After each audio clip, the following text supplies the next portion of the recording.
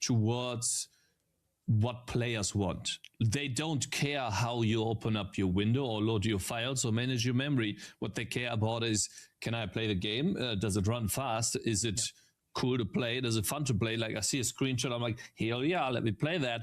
Or yeah, stuff like that. Micromanaging things like how do players react to this mechanic, or when do I introduce this mechanics, and slowly introducing the game, keeping it fun and engaging, but not too easy and not too difficult. Like these spikes, if you avoid those, I tend to make games too difficult. But essentially, that's where a lot of my time was spent. So in a way, if you don't mind me butting in here just really quick, in a way, you learned that you were focusing on stuff that you cared about as an artist and as an engineer, but not necessarily what the buyers of a product would care about. Meaning like the game runs great, the frame rate's good, there's solid menu options available to tweak the game and make it play well for them, right? So is that kind of what you mean? Yeah, essentially that too. There's the typical, I don't know if you've played many itch.io games, but you open up the game, it blasts your ears, and you go into the options menu if it exists, and there's no slider for sounds. Like, bro, you're kidding me? And then you go into your stupid Windows settings and turn this down. Well, I bring this up because somebody commented to me, and I don't want to derail you here, but somebody commented recently that I was self-centered because I was talking about games as a product. And I actually believe thinking about games as a product is selfless because you're thinking about the audience. You know, they gave you money, so you need to give them something that works. You need to give them a product. Do you know what I mean? Yeah, maybe he misunderstood and thought it to be, let's say, I don't know how you say that, corporate speech, but it is a product in a way where you say, well, what matters is not me. What matters is what you think. Glyphotic cultists hide among common folk now. Trust no one. Glyphotic cultists hide among common folk now. Trust no one. Glyphotic cultists hide among common folk now. Trust no one. Glyphotic cultists hide among common folk now. Trust no one. Glyphotic cultists hide among common folk now. Trust no one. Glyphotic cultists hide among common folk now. Trust no one. Glyphotic cultists hide among common folk now. Trust no one. Glyphotic cultists hide among common folk now. Trust no one. Glyphotic cultists hide among common folk now. Trust no one. Glyphotic cultists hide among common folk now. Trust no one. Glyphotic cultists hide among common folk now. Trust no one. Glyphotic cultists hide among common folk now. Trust no one. Glyphotic cultists hide among common folk now. Trust no one. Glyphotic cultists hide among common folk now. Trust no one. Glyphotic cultists hide among common folk now. Trust no one. Glyphotic cultists hide among common folk now. Trust no one. Glyphotic cultists hide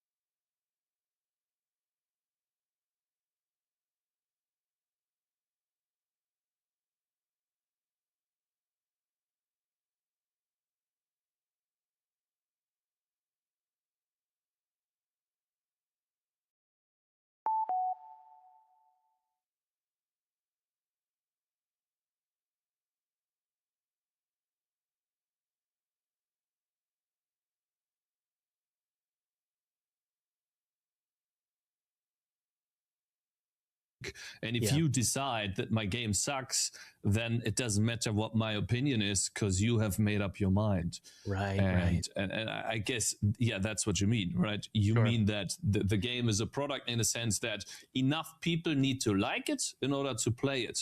And that's where you base your decisions around. What you base your decisions around. Yeah, so going back to your story, and I feel like I derailed you, so I apologize. I just wanted to get an idea of kind of, well, you were talking about low-hanging fruit, learning as a developer to focus on what matters as opposed to all this side stuff that you don't really need to focus on. I think that's where you were in your story.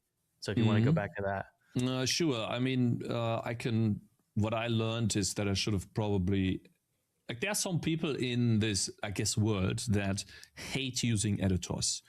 And I would say those people fall into the category of, I just want to code and then barely move my mouse around to do something like that. And there are people like that. And if I think about the big players that have done this before, which is Terraria, Stardew Valley, Celeste, those games have all been made in frameworks, and I should have probably done that too. Glyphotic cultists hide among common folk even now. If you are Trust not a person no that likes, and I've tried Godot recently, and I've tried Unity recently again, and I even tried Unreal, though I still don't enjoy the process at all compared to being able to have, I guess, control, and I can tailor the process perfectly to my... I can do it in an engine too. It just feels, oftentimes you are forced, you're going to use the Unity's animator system. That's how you do animations. Or you could get some, I don't know, I'm not a perfect Unity guy, and maybe a plugin, like people always tell me, oh, you could do it this way. But, right? You're doing it the default, I'm doing it the default way. Yeah. But spending time on opening up windows, making a sound, like at one time I was adding sound samples together, which is just stupid. Like, why? And then I wrote a Vulkan renderer, which is way too much for a 2D game. Then I wrote an OpenGL renderer because I grew tired of it. Then shipping this OpenGL renderer is a nightmare, because OpenGL, for those that have done OpenGL, especially on other systems, it behaves differently on different systems depending on what the graphics card implements as a function. Like, it's a bit technical, but it's a nightmare. And then I even wrote another renderer, and all of this time is like, sure, you know a lot then, but it doesn't teach you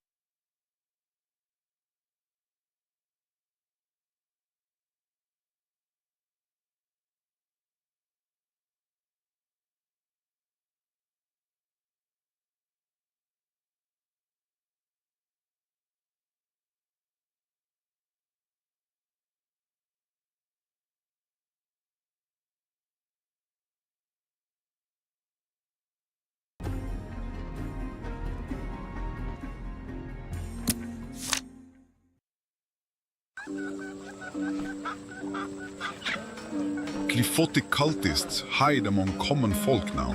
Trust no one. Glyphotic cultists hide among common folk now. Trust no one.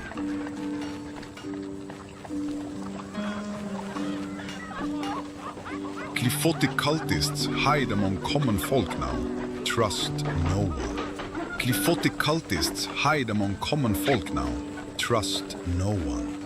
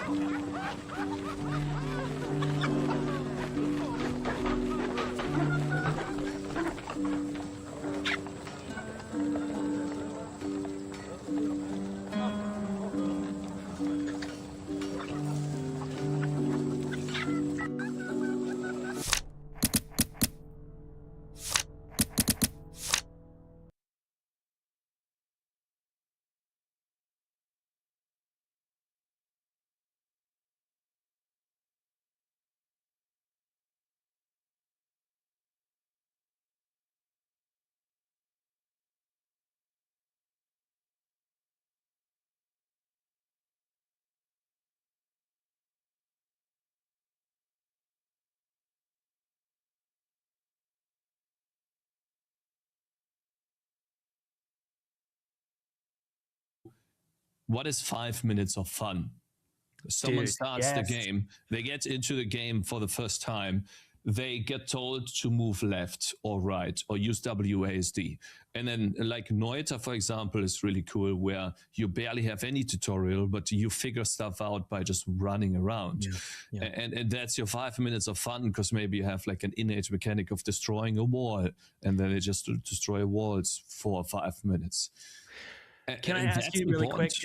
I'm so sorry. Can I ask you what you mean by 5 minutes of fun? Because I know what you mean, but I want my audience to understand what that means, because I love that phrase, 5 minutes of fun. And it's so important. Yeah. And I learned this idea from Tim Willits, who is, I think he's some C-level at Saber Interactive, which is the parent company of my publisher, 3D Realms. And he critiqued Twisted Tower, my game. He was like, he basically said the 5 minutes of fun was not true. And I had to go in and scramble and fix it, right? So can you explain it really quick, and then we can keep going with your story? Sure. That's bad though. Like, that's not good. It hurt so bad, dude. It was like the worst summer of my life. And if he's watching, I appreciate him, because without him being so brutal, I wouldn't have had that urgency to make some changes, you know? And the game wouldn't be what it is today. And I also wouldn't have the understanding of what 5 minutes of fun means. So go ahead. Well, let me try to explain it as good as I can, because like I'm no expert, but I would say 5 minutes of fun is you open up the game, and the first 5 minutes you spent in the game make you forget time in a way where you are immersed in the game, and there's absolutely the least amount of friction possible, so that the player has no way to complain and leave the game, because he moves the player in the game, or like the player moves the character in the game, and he hates it. That's the first friction, which cuts you 5 minutes into 10 seconds, and he's out the door already. مرحبا. Stuff like that. كيف كان يومك اليوم? You spend most of your time on the first 5 minutes, and then you try to go to 30 minutes or 20 minutes. That's when you get your demo. It's what you do in the game that counts. You can time it or something. Like, I guess the best thing I could do is an example. You boot up your game. It's a tower defense game. The first thing it tells you is select the tower on the top right and put it on the map. Click play. And then it plays, and it gives you, in the first minute, it gives you, oh, look, your tower has gained, or you have gained enough money. You could get an upgrade. That's how Bloons works, for example. And then, like, it keeps you engaged, spaced out enough, so that it's not overwhelming. You can only get one upgrade in the first the beginning of knowledge, or 2 minutes, 3 just minutes. To reassure you. And then you get the upgrade, and the tower shoots 2 enemies all of a sudden instead of 1. So you get the sense of progression. It's not overwhelming, and you basically, you are busy learning the game, and you're forgetting time, and then 5 minutes already over. Cool.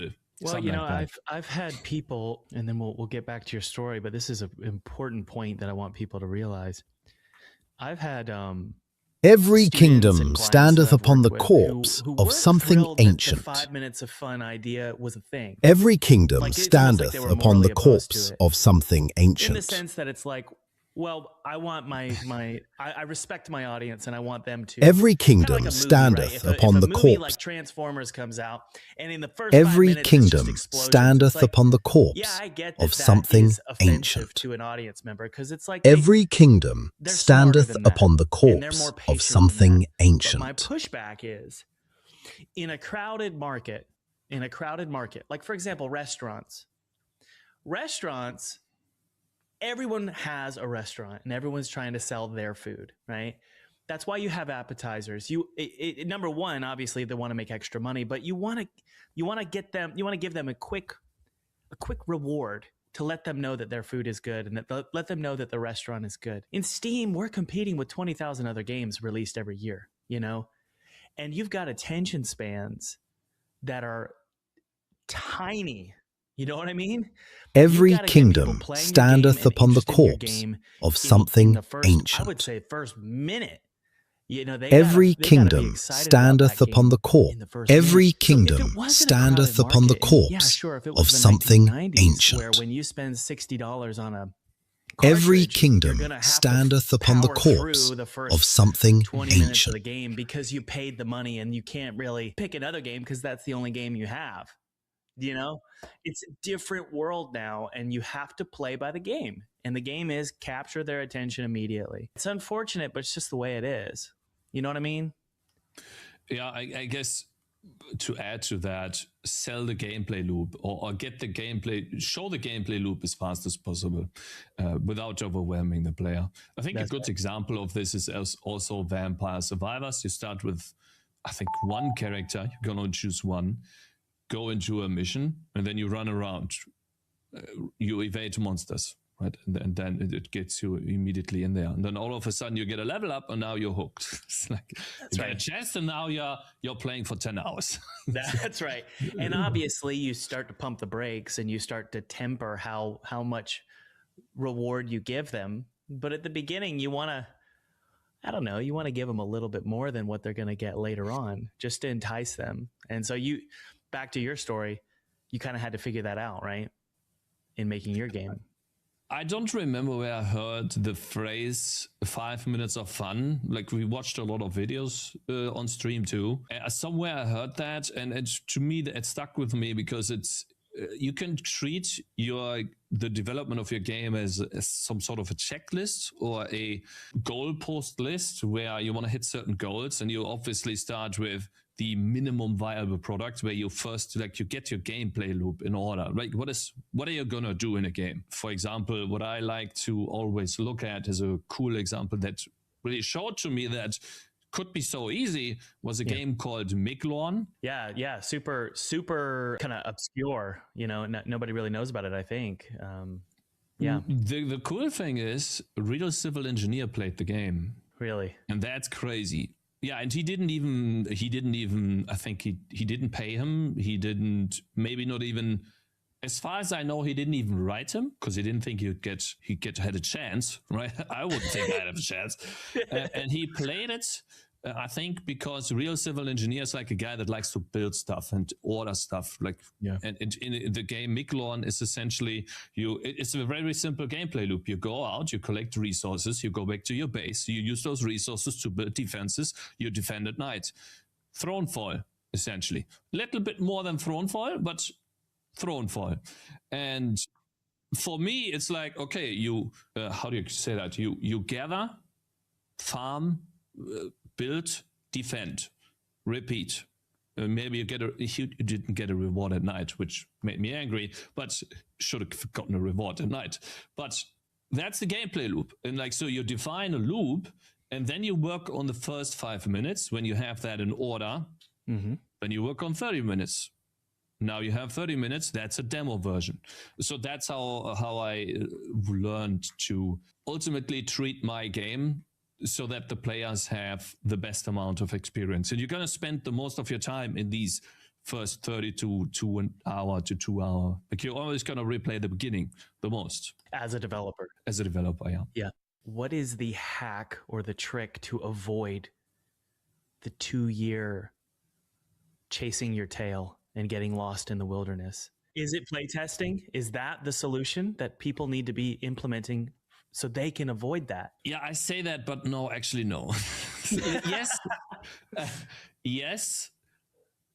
But it's a to-do list, essentially. Like a final to-do list with a date where you're going to be finished. And I got so lucky. I had the guy from Deep Rock Galactic Survivor. I don't know if you know the game. It's a somewhat big Vampire Survivors type game. Come into my chat. Asmongold played the game. It's like a really big game. Like they are on par, I think, even player numbers wise with Vampire Survivors. Yeah, they have 23,000 reviews. They're huge. Very big, very big. Cool. Yeah, it looks awesome. And the guy came into my stream and he told me, yeah, you got to write down a list of things, specific things that you need to do. And that could be, for example, add the fireball ability to the fire sword. That's like one thing. Write down everything that you need to get to your next demo. And then in a notepad, for example, Like nothing fancy, no whatever. Like you don't need special products for this. You can just write it down in editor, and then you going to work on that list. But before you work on the list, you set a date. You say, I'm going to be done by the end of March 2025. And then you work on the list, and you keep that date in mind. And if you're off by 2 weeks, which you will be pretty sure, or a month, then you extend the duration, but you set yourself another deadline. You need that pressure, that deadline to get the stuff out there. And then when you have that done, when you have the next version out, that's when you playtest again. And so it's like this cycle of getting specific things that you need to do written down, working towards this goal, and playtesting, and then repeating the process until you are confident that, okay, now I'm getting towards the release. Or now maybe you playtest through the playtest feature on Steam, which you should, because the demo version on Steam is actually really important because of the wish lists and emails. It's like a launch of the game. They send out emails to everyone that wishlisted the game. If you have 10,000 wish lists, that's going to be 10,000 emails sent out by Steam to potential people that play the game. That's so much feedback. So you're probably going to playtest with the playtest feature on Steam, where they can opt in. And then after that, you prepare your demo. And then usually after that is... Demo usually is conjunction with Steam Next Fest. Then you go for the release. Okay. If I told you to make a task list for building a yacht, could you do that? A boat look cool. I don't know. See, that's the problem with this task list. Is that, I know. You know, when it's your this isn't me pushing back randomly for no reason. I'm thinking about the audience, because they're sitting here going, making an indie game, especially when you want to push a genre forward, meaning you're adding additional, like kind of like you were trying to do. You're trying to make something bigger than just a repeat of another game. Creating a task list with milestones is so foreign. Like, it's like, what do you spend your time on, and in what order do you do things? Whatever you want.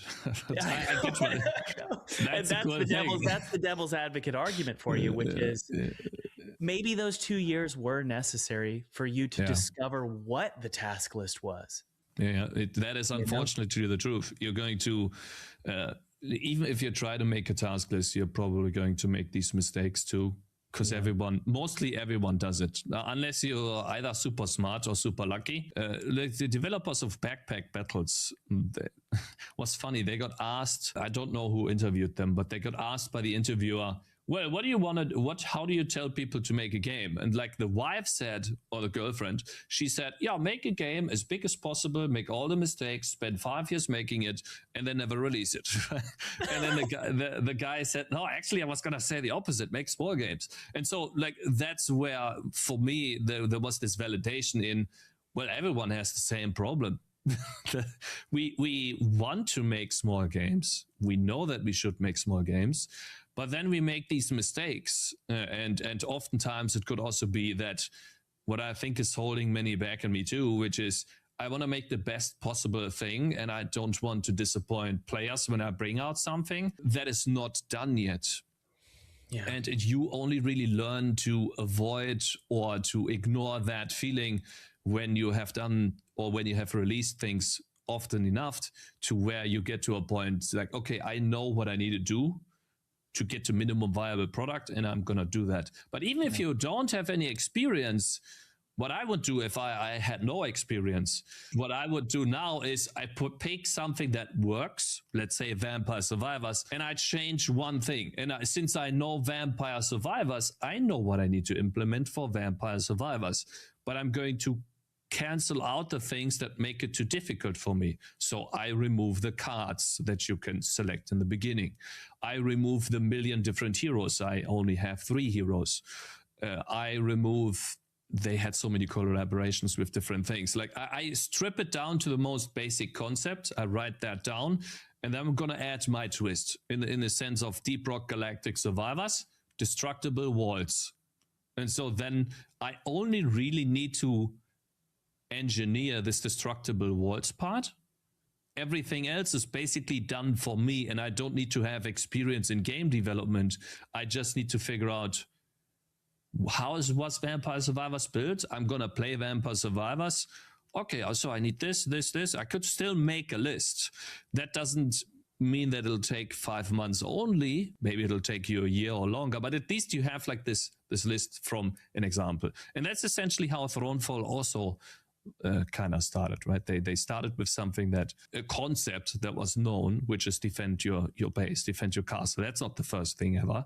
And then because that works, and then you build your own thing. We make it minimalistic. That's our thing. Yeah. So back to your story. Let's move to launch if you want to, unless there was more about your story you wanted to share. But your launch day was particularly interesting. But go ahead. I don't think there was too much. The only thing that I realized was that the closer I got to launch, the more YouTube and Twitch started picking up, because it's just an exciting thing for someone being basically as content. It's interesting content.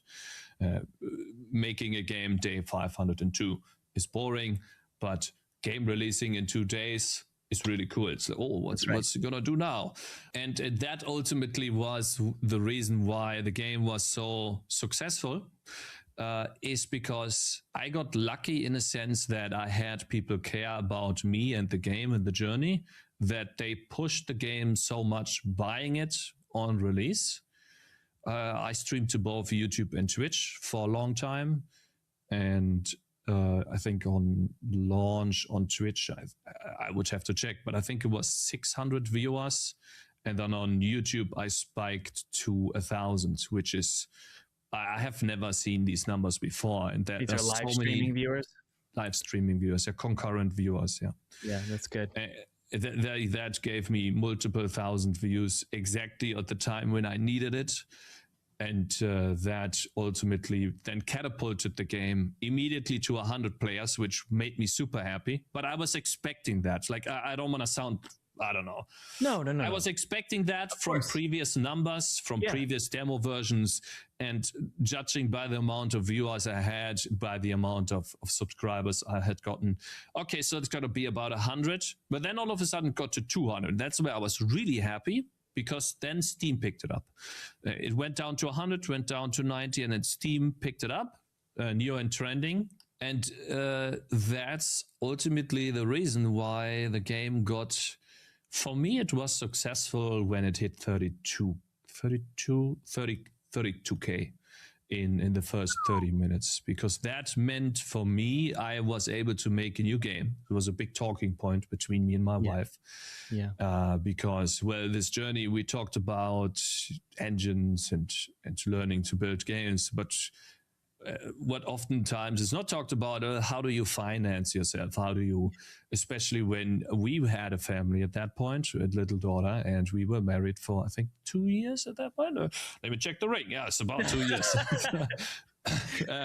Great, man. We were married for a long time, and she was like, well, we need the money. We're losing money. Like, she had 10K saved up, and I had barely anything saved up, and we were scraping by less and less money each month. And that was for us such a substantial moment, because it removed all of the pressure and arguments we had at that moment, that we felt so happy. And that like, she was so happy that she started, jumping around, and I couldn't believe it.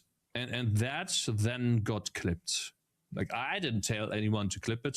Like, there were people that say that, but these guys are stupid. Like, there's always going to have some idiots on the internet. But essentially, that got clipped by a certain someone, and he uploaded that to Reddit live stream fails. And I got lucky that it didn't get removed, because it technically broke their guidelines. Like, there was no name of the streamer in the title, but it blew up from there. Like, then Penguin Zero played it, which is a huge idol of mine. Like, I was like dreaming of this guy playing my game. I was dreaming it, like, and he did. So lucky. And that's when it just went viral. Like people came into my chat, they started asking me questions, and big guys made videos, clips. I couldn't keep up, but that's then when the game popped off. Yeah. So you're saying that the reason why you guys were jumping up and down and you were crying is because you knew what was at stake. It's not that you're like, yay, I get to buy a yacht. It's more like, we don't have to worry anymore about what's coming. Yeah, I mean, I was financing my last three monthly rent payments through the stream. I had to do a donation goal because we didn't have the money. If at any point I could not get the donation goal to hit $1,500, I was going to have to lend myself money, which I didn't want to do.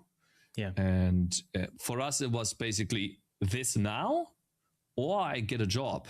Because there was no other choice. I need money. We need to pay the rent. It's also a thing about fatherhood, something that I guess happened when we had Zoe, is that you are supposed to be the person that provides, and if you can't do that, in my eyes, you're a loser. And that's how I was seeing myself for the longest time. Because, well, you can't buy your daughter clothes. Maybe you can't buy food.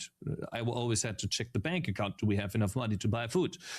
And that really pushed me to try my best and to get everything in order. It was actually the reason why I changed the entire game. I think it was 2 weeks or 1 week before launch. The characters were oranges. They were not human-like characters. And I always struggled with appeal in the game. Like the game did not look from the outside like something that people wanted to play. Like who wants to experience themselves commanding an orange? I don't know. It's so important, dude. It's so important. Yeah. So you call that appeal, visual appeal. And that is correct. That is correct. It's also something like a visual hook in the sense that you're not going to be interested when you first see the ability to play as an orange. And also there's no wish fulfillment there. Who wants to play as an orange? But you changed it, right? To protecting an orange tree. Is that what it was? Or yeah, I mean, I still don't understand this concept 100% because brotato works, and as far as I know, that's just a freaking potato. So, I don't know how that works. Well, is brotato is it surviving off of, or is it successful because of wish fulfillment? Because a lot of games do really well because of wish fulfillment, right? Like, for example, David Whaley's game, which is called We Harvest Shadows. It's not out yet, but the wish fulfillment is caring for your acreage, buying land and taking care of your land. That's the dream, right? Whereas brotato, I don't know if brotato is successful because of wish fulfillment as much as it is just really juicy combat in gameplay, So, but yeah, to your point, you don't always need wish fulfillment, I think. Yeah, it's something I'm still learning, and I'm going to try to absorb as much as possible, ask as many people as I get to about this, because I think that's where so many people also go wrong. They think they built some cool mechanic, and in my opinion, I had built a cool mechanic of these items, putting them on characters. Like it's essentially like teamfight tactics, but you have this endless possibility. It's not like in Bloons you have 3 upgrades and that's it, or 4 upgrades and you choose 2 out of 3 lanes. You still have some options there, but you can't say, oh, I'm going to add 20 projectiles to this tower because I can, right? And that concept is really enticing for many people because it does not limit you, and it's interesting, and you can expand upon this a lot. Yeah. But the way you present that is very important, especially when all people can see is a screenshot or maybe a short clip of your game. How do you show that? And that's been something that I've been struggling a lot with, and others do this so well. And I still don't maybe Potato is just cool combat and being able to move around and have all of this stuff happening at the same time while shooting 10 million guns around. That's the cool thing. And that's all you need. Yeah. And then it doesn't matter if it's a tomato, potato, banana, or whatever, right? Yeah. I think sometimes a game is successful because of or not success. There's a difference between successful and good, right? There's good games that aren't successful in the sense that they didn't go viral, but they're good games, right? I think if this game was called The Potato Shooter, it would be a good game. But I think it's successful because of the name Brotato. I think it's just Brotato is a cool name. That right there is like you were talking about presenting.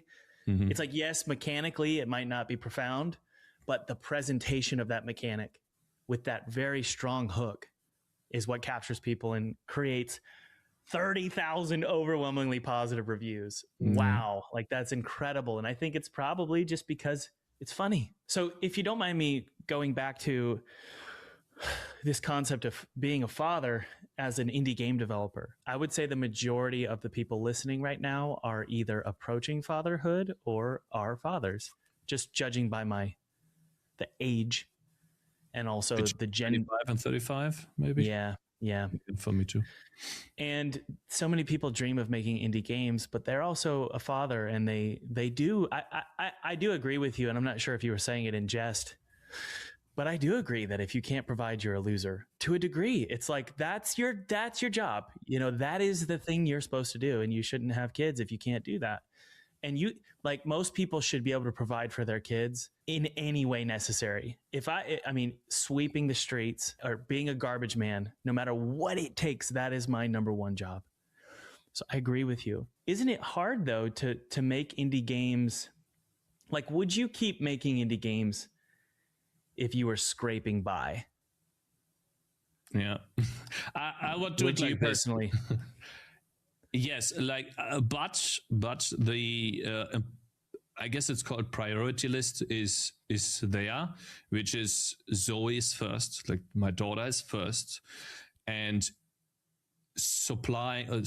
providing for her first, meaning, okay, if I have to get a job, how much do I need to provide so that I can make my games on the side? Because that's how I started. When I had a job as a web developer, and I would wake up at 4, I would do 2 to 3 hours of coding, then I'd go to the gym, then I'd shower after the gym in the gym, and then you go to work, you get home at 5 or 6, and then you're there for the family. And usually you don't need to be there at 4 a.m. because they're gonna be sleeping. And so then you just, that's what I would do then. I would still make games because I really love making games. I have I don't want to say ambitions, but my lifelong goal is to make a game like Gothic 1, which is what I played as a kid. It's a series that was made by a German developer called Piranha Bytes. And these guys recently had to close down, which sucks. I want to make a game like Gothic 1, a small, but let's say compact, because that's something that's been lost in my opinion. RPG game where, yes, you have an open world, but the open world is so compact and filled with stuff that a smaller team or person can make it alone or with the help of an artist and maybe one additional person, because you don't need to have this vast, empty Elden Ring, Witcher 3. You need a horse, you need teleports, and the only reason you need that is because the game's so big, takes too long to run, it's boring. But if you have a compact world, and especially Gothic 1 did that very well, and Gothic 2 too, then you don't need that. And that's what I want to do. That's my lifelong goal. And I'm currently, I see myself as learning or getting ready for that step. So that doesn't take 10 years, but maybe 4 years, like not that long. I don't want to. 4 years is a long time. I know, dude. I don't want to discourage you, but that's what I said with my first game. I spent 5 years on it, and it made good money. And I said, I'm never doing that again. And then I kept doing it again and again and again. And so my third game, right now I'm almost at year 5, I believe. And I sit here dreaming, and maybe you do too. You dream about, okay, this is the process for my next game. And it's going to be compact, like you said, and tight and focused. And my hope is that you and I both learn, like, what's unnecessary in game development, so that we don't chase our tails like we did in the last game, And I think for me, I've found my voice, and I found that my voice is what sells my games. So for me in particular, I know that story and mood are the things that people care about with my games. And if I try and focus on some crazy, interesting mechanic, that's not my skill set. And that's what I tried to do with my last game. With my last game, I tried to be someone I wasn't. And now I know that, no, I just need to focus on what I'm best at. And I'm getting too old to be unique at this point.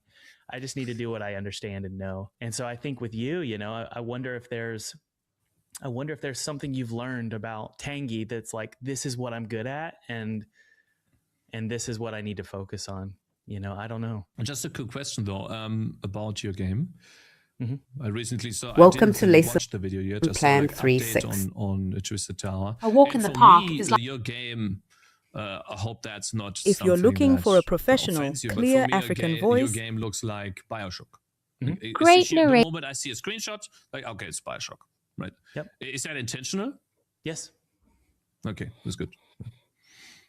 And why do you ask? Curious. Because it's a new world where innovation. Let's say research. I was trying to One figure can't out grow by staying why games are appealing, and then I was like, wait, so your game looks like BioShock. There's probably a lot of appeal there. That's why people go and wishlist the game, right? And so that's essentially it. And like I'm trying to figure out, okay, so why is this game getting wishlists and my game is not? Okay, so exactly. The reason I was able to get wishlists is use hey, the word thanks lucky with your game. I'm lucky captivating that I fiction to- have an audience. I mean, that's why my games get wishlists, or at least now. In the past, I had to get wishlists. I think Pinstripe, my first game, I think it launched with Alchemy is balance. 16,000 wishlists. Too much And I light didn't have an audience blindeth then. as surely And as that was darkness. tough. Okay. That was tough to get there. That's a lot of wishlists. Is it? Good actions give strength to ourselves. I had 700 wishlists after 2 years, and like one player at most in the gym was like, oh, that's not gonna Alchemy happen. is What'd you launch balance. with, if you don't mind Too me much asking? light I blindeth launched as them surely with as 5K. darkness. I got 1K in Steam Next Fest, and then I tried Alchemy pushing, is balance. again, YouTube streams and Twitch streams, and I put up a link every stream. Go wishlist the game, and I ended up with 5K or something. Yeah, but not good enough to be in popular and upcoming. Without But patience, but dude, you launched in like Airplanes it blew climb up, the sky. and that Yeah, means that you yeah. weren't lucky. That means, I mean, that means that you made a good game. I think the game's good. It's fun. Yeah. Yeah. Honestly. I'm sitting here. Alchemy is balance. Wait, where? Alchemy is balance. I know I'm privileged. Too much I know light how to talk to a camera, blindeth and I as know how to surely as pretend to be darkness. cool and interesting. But the game, my suspicion about my game. You just found the voice you've been looking for. Do fine. Clear, It's gonna powerful, get good unforgettable. reviews from my audience, from my people who like Thomas. I don't know why people like me, because I think I come across Alchemy cocky. is balance. People like me. Too much light People blindeth like me, as surely and as they're gonna leave a darkness. positive review, and then what's going to happen is, this is what the Constantine developer told me, or not Constant. Gamers are gonna come. Alchemy Gamers is are gonna balance. come, and they're going to go, Too much "This light isn't blindeth BioShock." as And I'm gonna surely go, as darkness. I know it's not. Alchemy I is know balance. It's much smaller Too than much BioShock, light and I couldn't blindeth afford as to make surely as BioShock, darkness. But that's okay. That's okay. And the reason I brought all this up is I just wanted to say, I don't know if Alchemy is audience-driven balance. game development is a Too much problem. light blindeth Meaning, as surely Cakes as makes games darkness. for his audience. Big deal. That's not luck. That's a strategy. That's how I honestly think that that's the future of game development. 20,000 games released a year. let's start building our own little islands, our own little ecosystems of players who like our games and our styles, and they support us during development, and then we release games to that audience. Alchemy is balance. And I don't see that as too much light blindeth as surely as darkness. Alchemy is balance. Too much light blindeth as surely as darkness. Alchemy is balance. Too much light blindeth as surely as darkness. Alchemy is balance. Too much light blindeth as surely as darkness. Alchemy is balance. Too much light blindeth as surely as darkness. Alchemy is balance. Too much light blindeth as surely. Alchemy is balance. Too much light blindeth as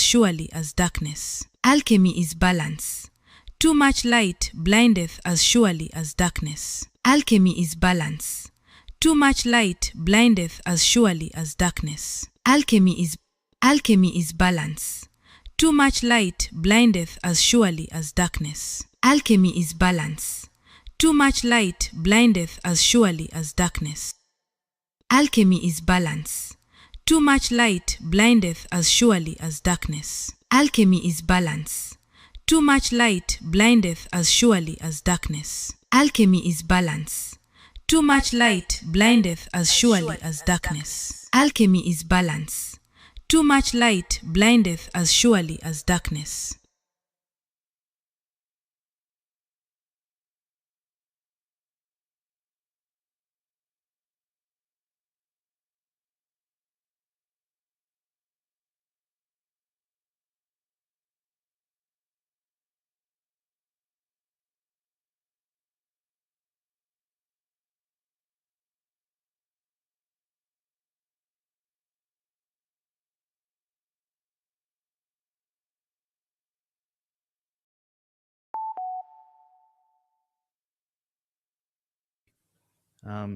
Do you know what I'm talking about there? Yeah, I see what you mean. Though I gotta be honest, I kind of still did the game I wanted to make. Oh, sure. I'm not talking about that. I'm talking about your audience supports the game as you make it, and then they show up and review it for you, and potentially even leave biased reviews. What's that? Yeah, biased, and they were very positive. Yeah, of course they were. I was at 99%. The first, I don't know, 100, 200 reviews, 300 reviews.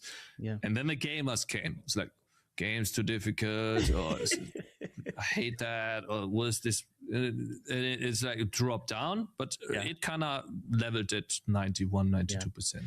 And they came in so hard and so fast that they even gave you a DMCA claim. What is that? Was it them or was it some other game? Do you want to talk about this? Yeah, sure. I mean, it's my own fault. First and foremost, like this is entirely my fault and could have been avoided if I was not lazy. Essentially, I wanted to have a goblin in the game, and I don't even know what I was using before, but I wanted to have a goblin, and I tried drawing a goblin, and I sucked. So I went to Google, typed in goblin pixel art, and then clicked through a couple of images, and then I landed on the goblin that was originally the goblin of the game that actually inspired my game. It's kind of funny. And so by clicking through YouTube images and then clicking on similar images, I saw this goblin and I was like, I like that design, and I made it too similar. So I took literally some pixels they had, and I did the same order of pixels. And pixel art is pixel art, right? It's very simplistic. Here, then you put pixel there. It's the same, but there's not much room for interpretation. I know. And I made it too similar. And that base goblin is what is shown in the trailer. And I think either it was an AI that picked up on the trailer, and then because AI just scours the internet, sees something similar and tells them, or it was the fact that it went viral. But if we are now past the viral curve, it's slowing down, or it's slowed down and found a baseline. I think it must have either been AI or they just saw it by chance, and then they were like, yo, you can't put our goblin into your game. And then they DMCA striked the game through Steam. The only thing that I would have loved to have the opportunity to do is, like, you could have contacted me first. That's what Steam says as well. Try to resolve it before doing a strike. But I take it. It's Alchemy fine. is balance. I'm losing Too much money light now, blindeth but it is as true. surely I as did darkness. not make my goblin look too different enough from what I used as inspiration to draw it. Yeah. I still think using Google as inspiration is a good thing, because oftentimes we don't know how to draw certain things.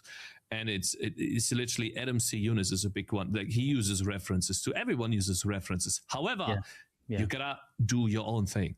And that's something I learned from this. I think, my opinion is, I think it's truly an honest mistake. And the reason why is because you're not an idiot. You know that copyright is a thing, right? So it's not like you're like sitting here scheming, how do I steal this goblin and nobody knows?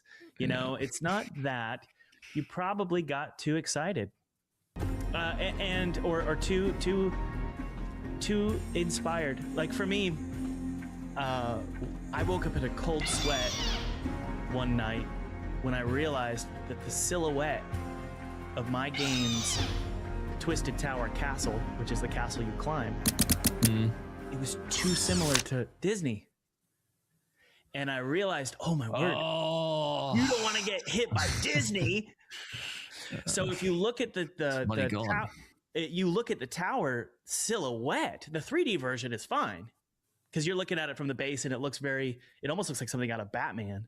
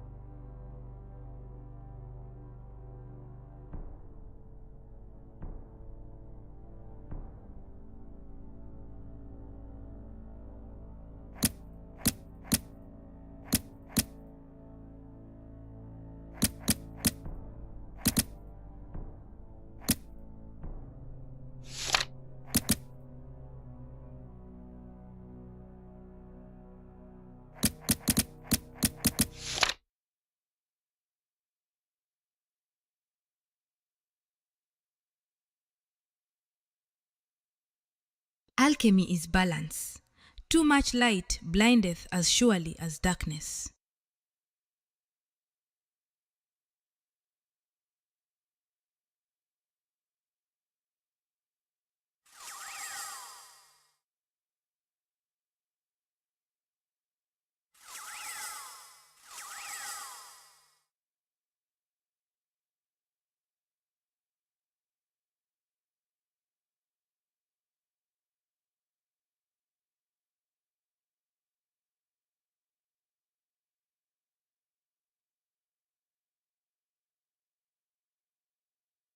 Alchemy is balance.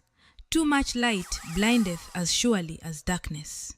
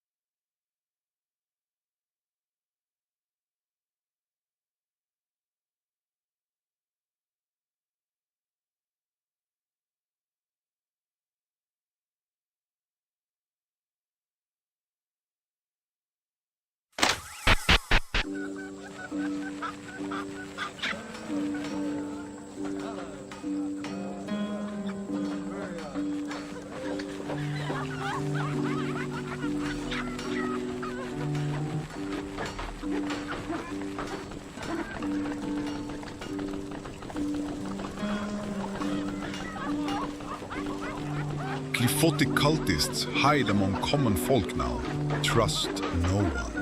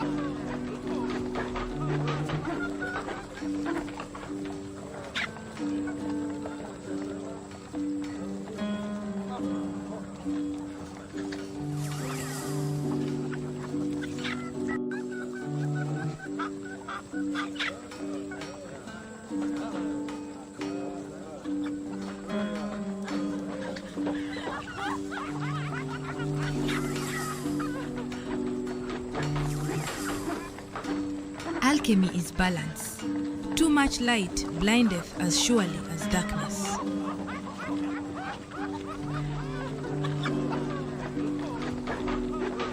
Alchemy is balance. Too much light blindeth as surely as darkness. Alchemy is balance. Too much light blindeth as surely as darkness.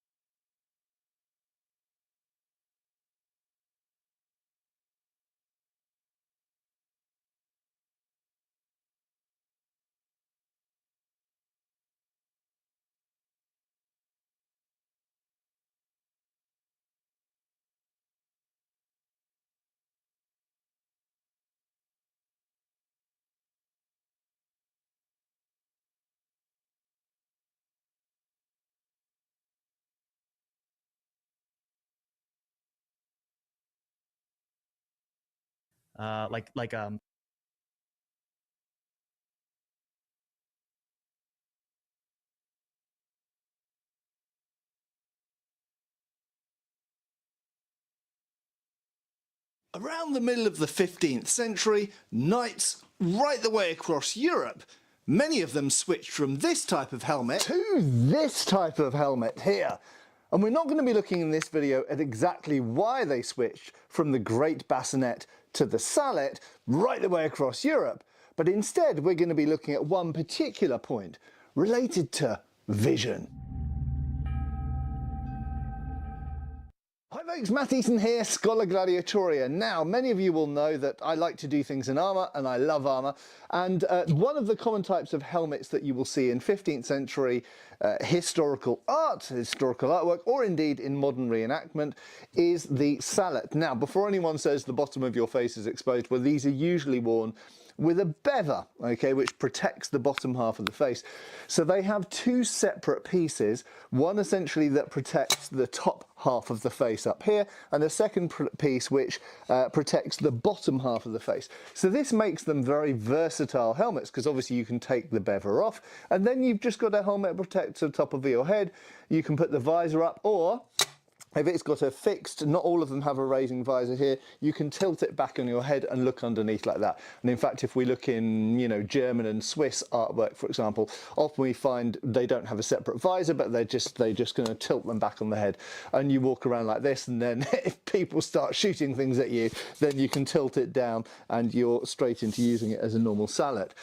So in the 15th century, it was very common for knights and also common soldiers as well to start adopting these sallets. But knights and men-at-arms, we should more correctly call them, very often switched from these big, cumbersome, great bassinets, which offer huge amounts of protection, to this sallet. And they're obviously very different types of helmet. Now, this is a really big topic, potentially, and we're not going to look at why exactly they switched from these to these in countries like England and Spain and France and Italy, but we are going to look at one particular detail of vision. Now, the first thing to say, of course, is both of these helmets can be worn with an open face, and in fact certain types of sallet didn't even have a visor on them or any facial protection at all. They were just open-faced, and I often wear an open-faced sallet myself in a reenactment context, although I wouldn't want to do that if people were shooting arrows at me, but open-faced, it really doesn't make any difference. And even if you've got a massive great bassinet or an earlier Helmskull, if the visor is raised, at this point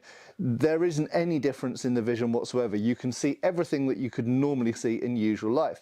But when the visors are down, it becomes a very different story. Now, on a fundamental level, when you look at these two helmets next to each other, you will notice that this one has vision slits around here, and it also has a lot of what are commonly called breaths, but they're more than that. I'll come back to that in a second, down here. So this has more perforations in the visor than this does. Now, obviously, I'll just put the great bassinet down for a second. Obviously, normally with a sallet, you'd be wearing a bever down here, which doesn't really interact with your vision very much. It depends how high up it comes, actually. It can do, depending on the bever, but usually they finish around nose height.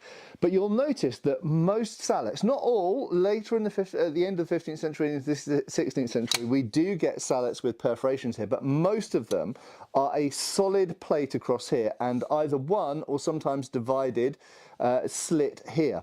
So theoretically, you would look at this and you think, well, this has only got one slit, whereas the great bassinet must be absolutely awesome to see through because you've got so many holes. Now, on a basic level, that can be true.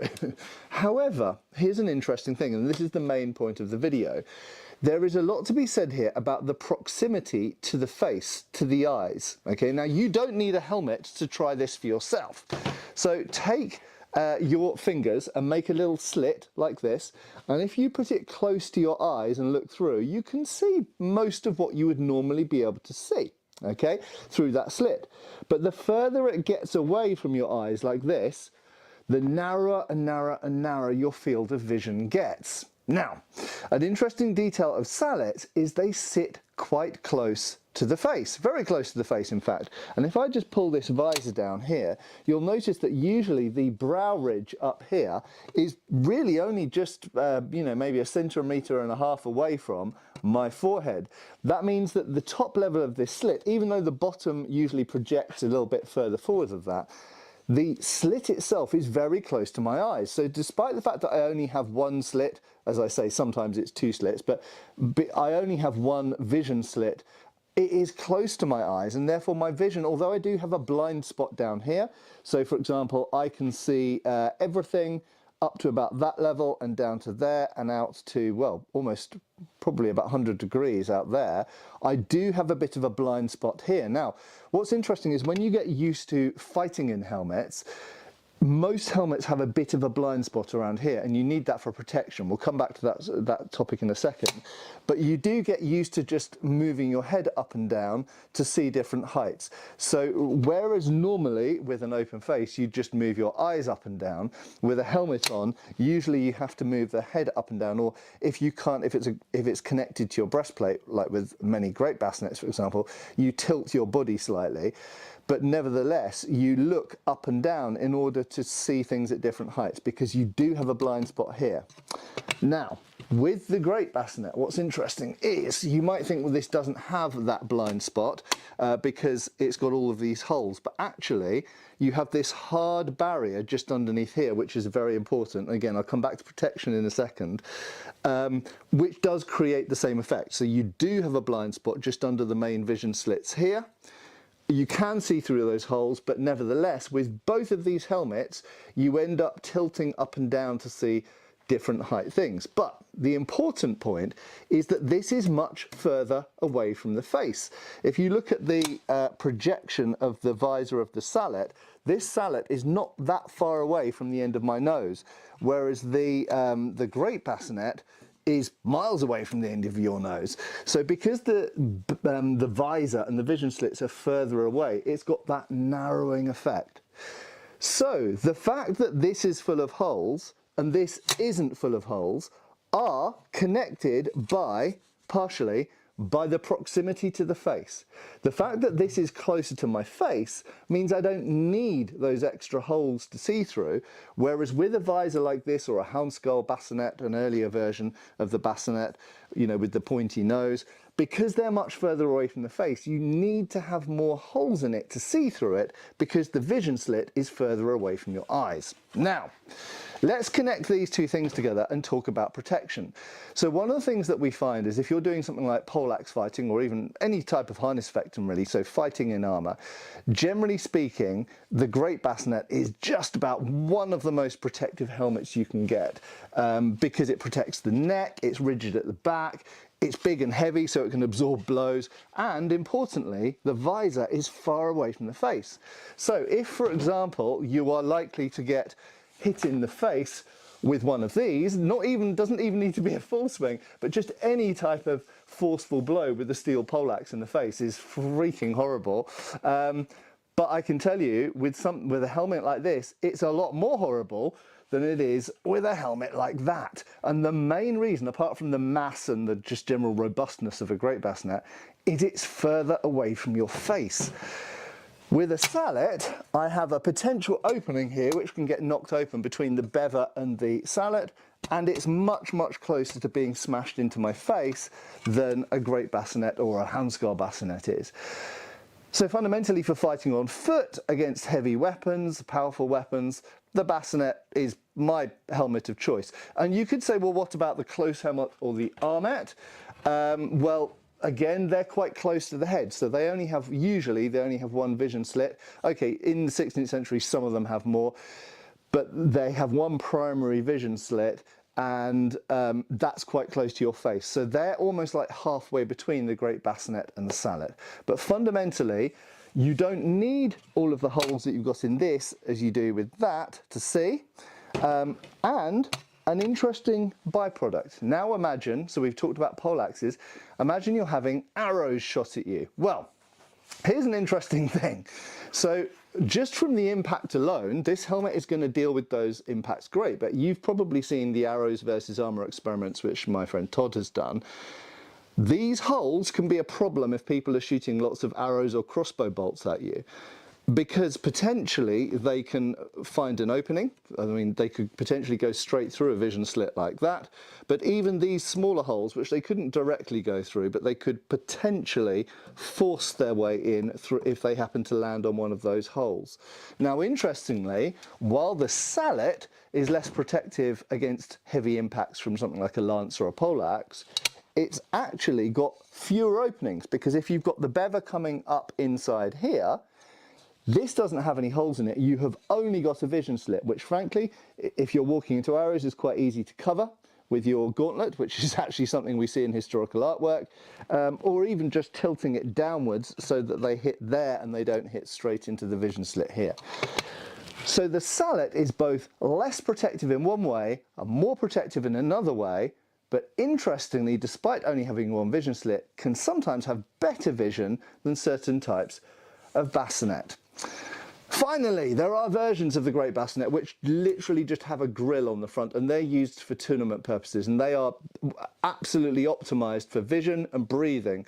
So if you're going to be fighting tournament with perhaps certain types of poleaxes or wooden clubs, something that we see in René d'Anjou's tournament book, then they're fantastic. But the problem is you can't use them in war, because as soon as anyone shoots an arrow towards you, it's just going to go straight through the grill and into your face.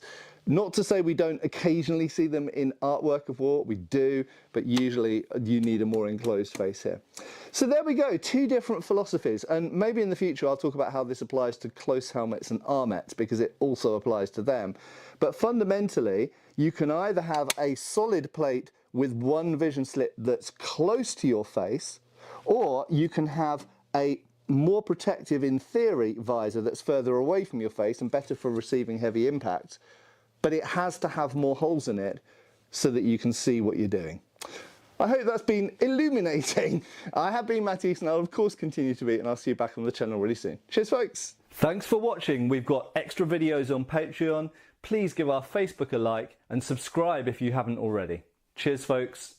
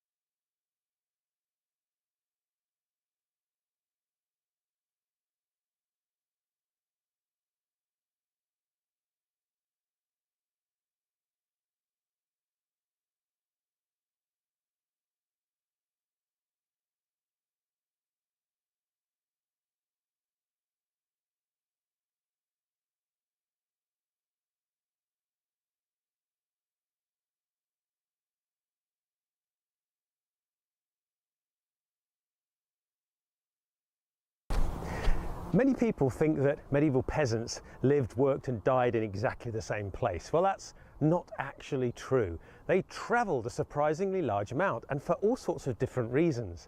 Let me explain. Of course, most ordinary people did spend the majority of their lives in the same village. After all, 95% of the population were farmers, looked after their own land. If they were villeins, they worked the land for the lord. If they were free, they worked their own land. Now, technically, if you weren't free, you needed permission from the lord of the manor to travel. But it seems like that was probably sought and given quite easily. It wasn't really that formally done. You could travel, especially to the local market, and sometimes quite a lot further afield. Now, if you were poor, didn't have a horse, didn't have a beast of burden, there's a fair chance that your travel was going to be on foot. And some people travelled from England all the way to the Holy Land, mostly on foot, a journey that would have taken months, if not years. Of course, roads in the medieval period were of very variable quality, as you might guess. There were Roman roads. The Romans, quite a few hundred years ago, had built about 2,000 miles of highway, incredibly high quality highway across England and some of Britain as well. And a lot of those were still in use. Some of those were looked after and maintained. Some of them were in really bad condition, and others are completely abandoned because nobody used them anymore, because they're not going anywhere that anybody wanted to go. So it's quite variable. Most medieval roads, though, were more like footpaths or bridleways, or what we call easements today. You had the right to travel along that road, that route, rather than it having a surface like we would imagine a pavement might be. So the surface itself was probably going to be, well, it was going to reflect the weather that you were travelling in. So if it was really rainy, it was going to be very muddy. And there are medieval rules that you were allowed to go off the main path if it was impassable, if there was an obstacle, if there was a vast lake of mud and you couldn't actually get through it. You were actually allowed to go all the way round on somebody else's land, including actually damaging their crops by way of circumventing the obstacle. And that was permitted by law. It's probably frowned upon by the farmer, but it was actually permitted by law. So travel was quite important, and enabling travel was very important for the medieval period. Now, how did you actually find your way? Because there weren't GPS systems like there are today. And today, let's face it, lots of people type in their destination and they just follow the GPS. The GPS tells them where to go, even when they're walking, but certainly when they're in the car. How do you get from village to Canterbury, let's say? Well, there are things called itineraries, which are basically lists of places you need to go in order. So what you would do is go from your village to the local town. You would know that route. You'd get to the town and then you'd say, which is the road to the next place I need to get to? And you take that road, and then you get to that place and you'd ask the locals, which is the road to place on your itinerary? And you'd follow that road.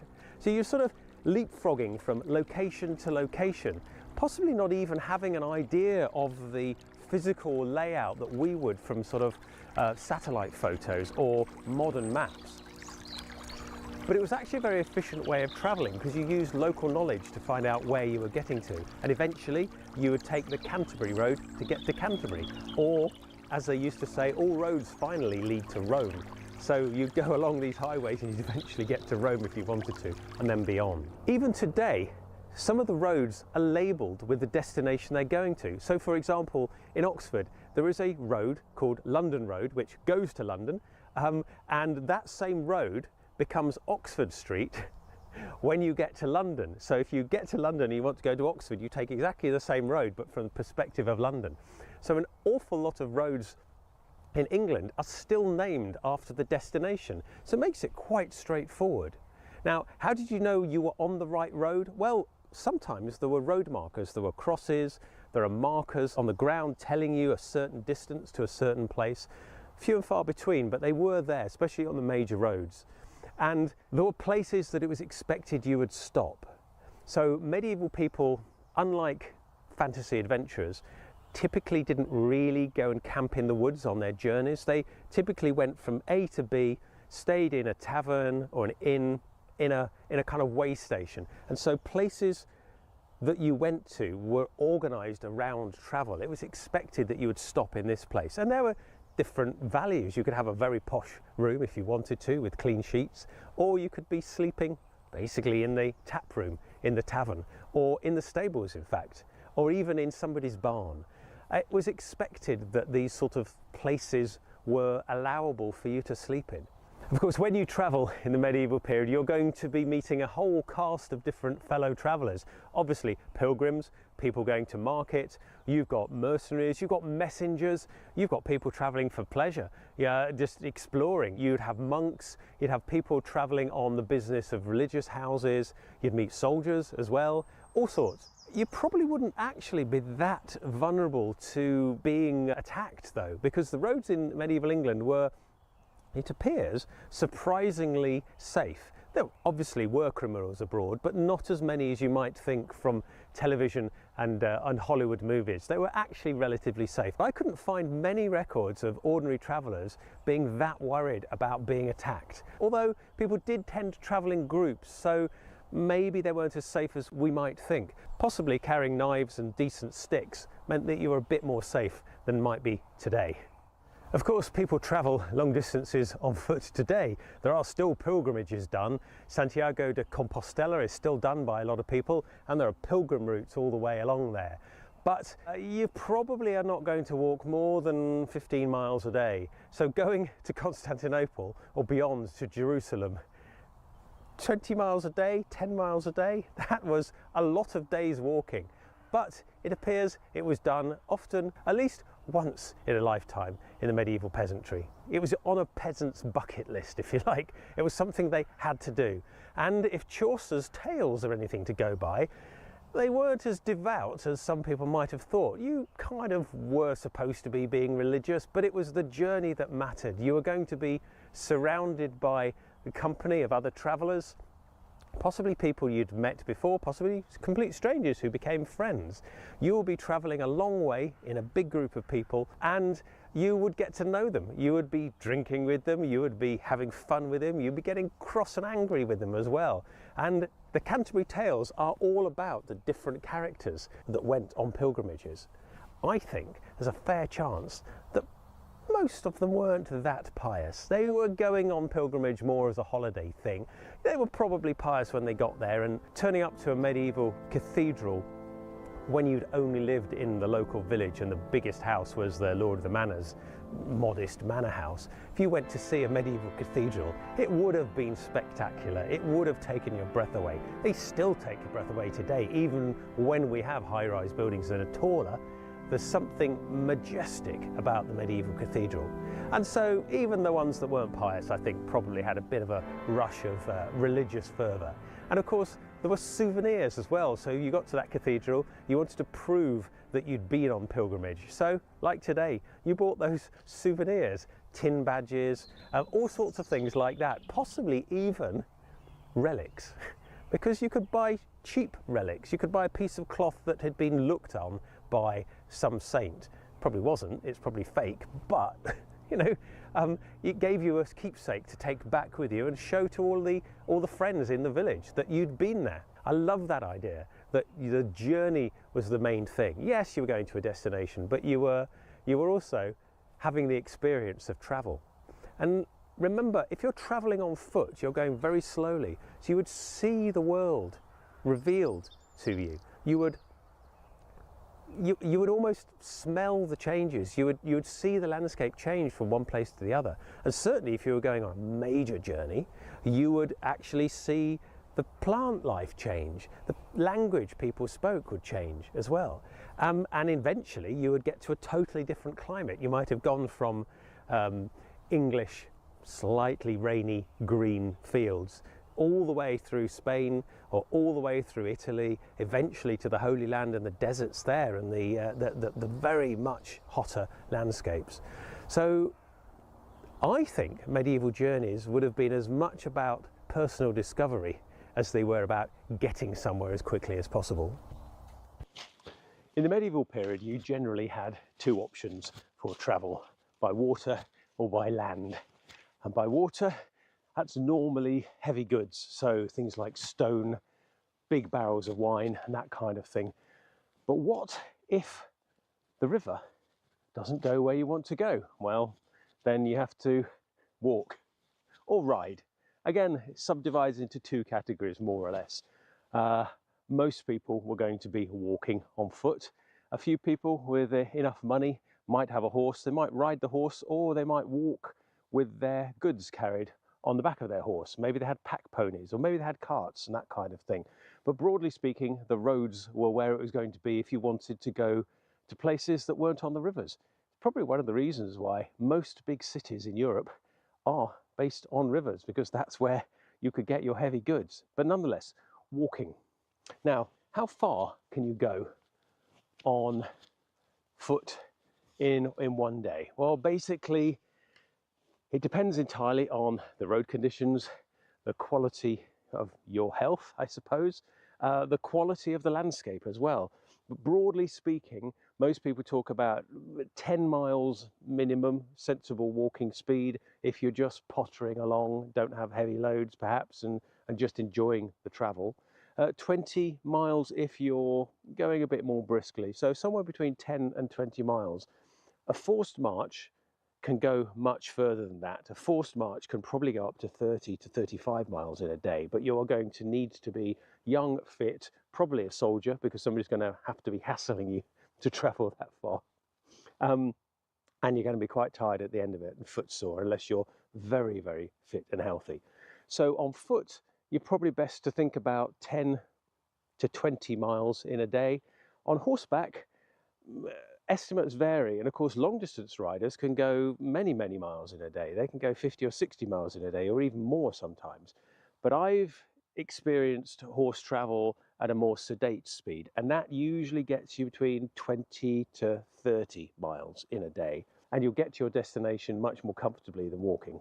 As things started to urbanize around the 11th century, people started to charge tolls for crossing bridges. That was normally a penny per person. It was normally about a penny for a horse. It was normally a penny for a cow.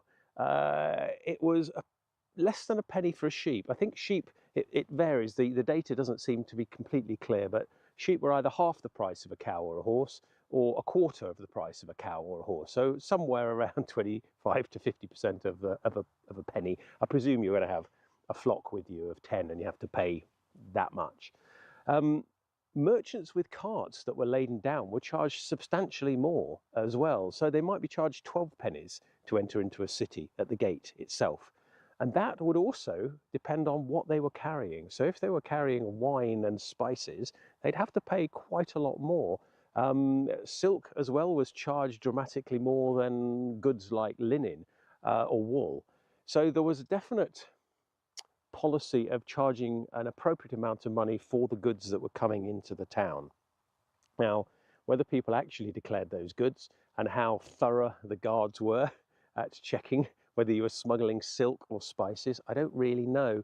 My guess is there were bribes taken sometimes to allow people to go through, but possibly not. Possibly everybody just, it was a cost of doing your job. You had to pass through and pay the taxes as you went. And I suppose it was for the greater good, in that the bridges were maintained and the roads were kept, not exactly in good condition, but in less bad condition. It meant there was some money to go towards that kind of thing.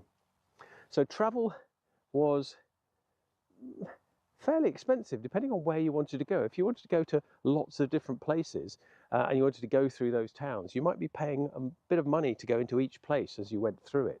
So chances are you wouldn't go into a town unless you needed to. Now obviously you might need to cross a bridge, so you'd have to pay the bridge toll. The Roman Empire built a substantial road network across the island of Britain, some of which was still in use in the medieval period, others had been almost completely abandoned. The places that were in use, like Watling Street and the Fosse Way, actually went somewhere that medieval people wanted to go. So whilst the roads weren't maintained in the same way they would have been under the Roman occupation, they were still better than a lot of the other roads.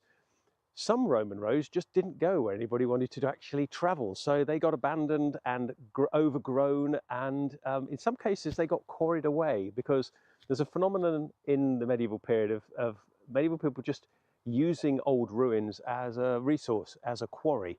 If you saw something that wasn't in use, didn't necessarily seem to belong to anybody, well, you take those Roman paving slabs and you use it to build your cow barn. So a lot of literal destruction of ancient ruins happened because people wanted to build farm buildings or houses, which I suppose you can't blame them necessarily, but it is a bit of a shame.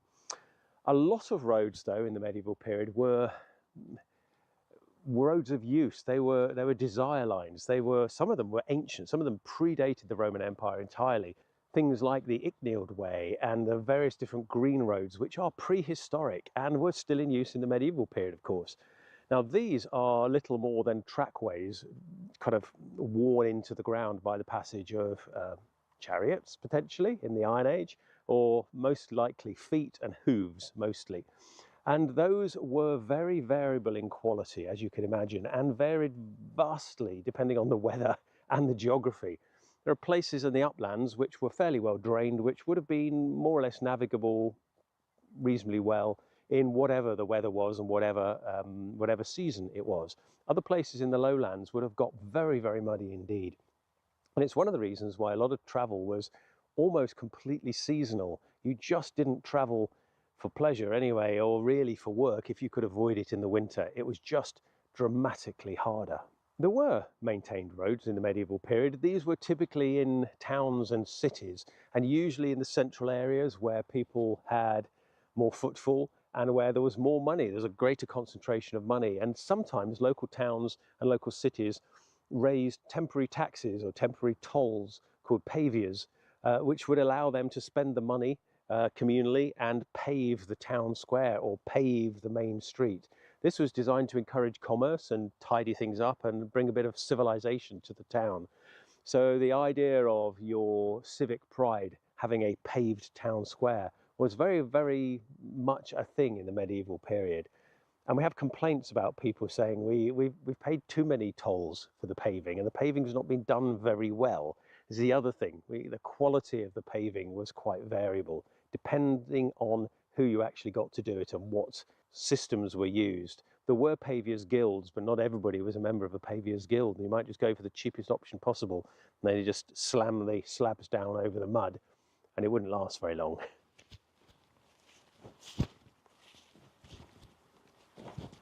There were a handful of better quality roads in the medieval period. These were called the King's Highways, the King's Road. And from around the 12th century, they were required to be maintained by local people to a higher quality than ordinary everyday roads. They were specifically set out as needed for commerce and for infrastructure. They weren't necessarily that well maintained in all places, but they were strategic, much like the Roman roads before them. These were strategic, and there are some still in existence today. So, for example, the A1, the Great North Road, is a King's Highway back then, and still follows the same path more or less. And the road from London to Dover, very strategically important, was also a King's Highway. You were supposed to have more rights on those roads, and it was forbidden to block them or to put temporary tolls on them unless by order of the authorities correctly. And they had to be maintained for safety as well. The Statute of Winchester in 1285 specifically mentions clearing to one side or the other to prevent robbers and bad people from attacking travellers. So it must have happened, because you wouldn't put that in the law unless it was meaningful. The exact quote is,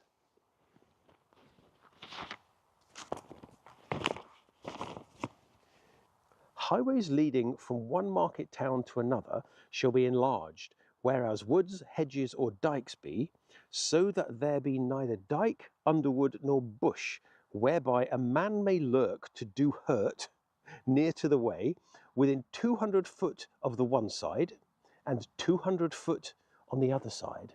It's very specific, and 200 feet is a decent bow shot as well.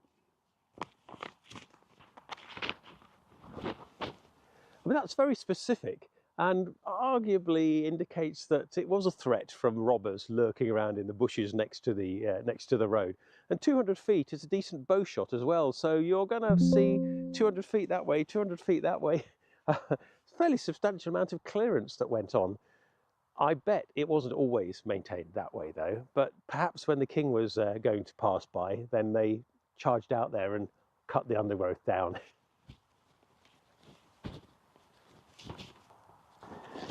So you've been travelling for a while, you marched the whole day with maybe a pack on your back, your goods.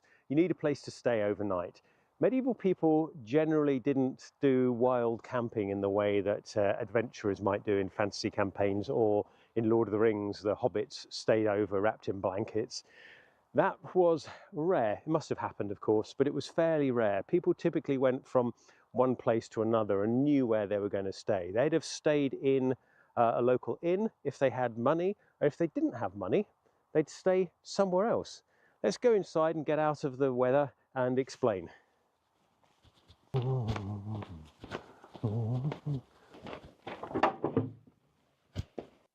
In the 12th century, people were beginning to travel a bit more. There was a bit more travel for pleasure. There was a lot more commerce. Towns and cities were expanding.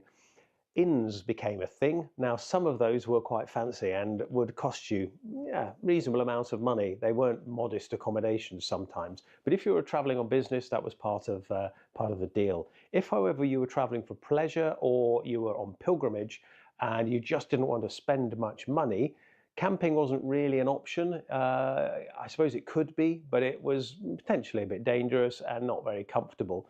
You could go to a religious institution. Monasteries, in particular, had an obligation to look after the poor. The weary traveller is part of it.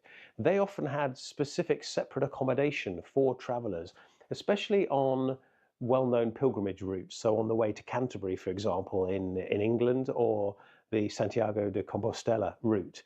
Those institutions were set up to cater for the traveller, normally on pilgrimage, but not always on pilgrimage. They often charged, well, they didn't really charge money. They accepted donations. If you wanted to stay there, they would give you modest food and drink, sometimes a small bit of beer and a small loaf of bread called the dole. In England anyway, being on the dole is to be unemployed. So, and that's come from that medieval practice of doling out charitable food and drink, and provide modest accommodation for visitors. A lot of these religious institutions had specific rules about how to look after the traveller. In the 13th century, specific hospices had started to develop, particularly in places like the Alps, where travel over the mountain ranges was dangerous. These specific hospices, or hospitiums, were managed by the religious institutions. And also they started to develop almshouses as well, outside of the pilgrimage routes, specific places for people to receive charitable food and lodging sometimes. There's a 13th century set of rules called a customary from the Abbey of Cluny in France, and it instructs monks to greet guests with humility.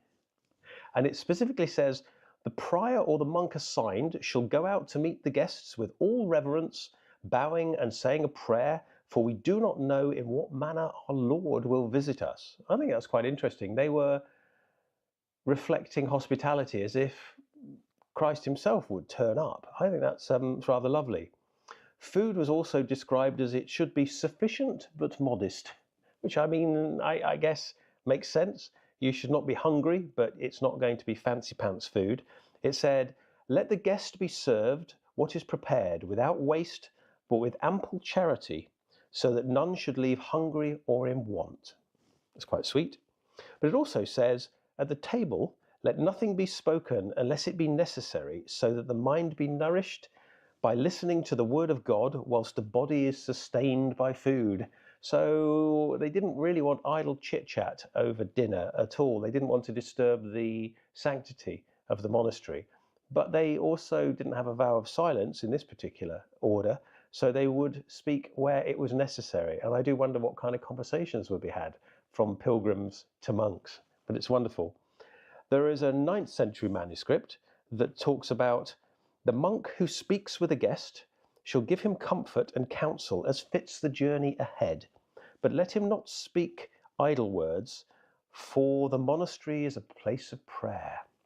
So obviously you could give advice, I presume. You could tell the traveller what was coming up and what might be dangerous or what the weather was likely to be or whether there'd been landslides or anything like that. But you weren't supposed to just chit-chat and jibber-jabber idly. So again, very strict rules to try to keep decorum in place and keep things sanctified. The other thing that's interesting is that decent behaviour was expected from guests. I guess this applies to hotels today and all sorts of places. You're expected to behave with a certain level of decorum. But it specifically writes this down, and it says, "Let the guest conduct himself in quietness with gratitude, that the peace of the brothers be not disturbed, and he shall retire to his room by dusk." So as lights out, as the sun goes down, you go to your room and you go to sleep. That was what was expected of guests visiting these particular institutions.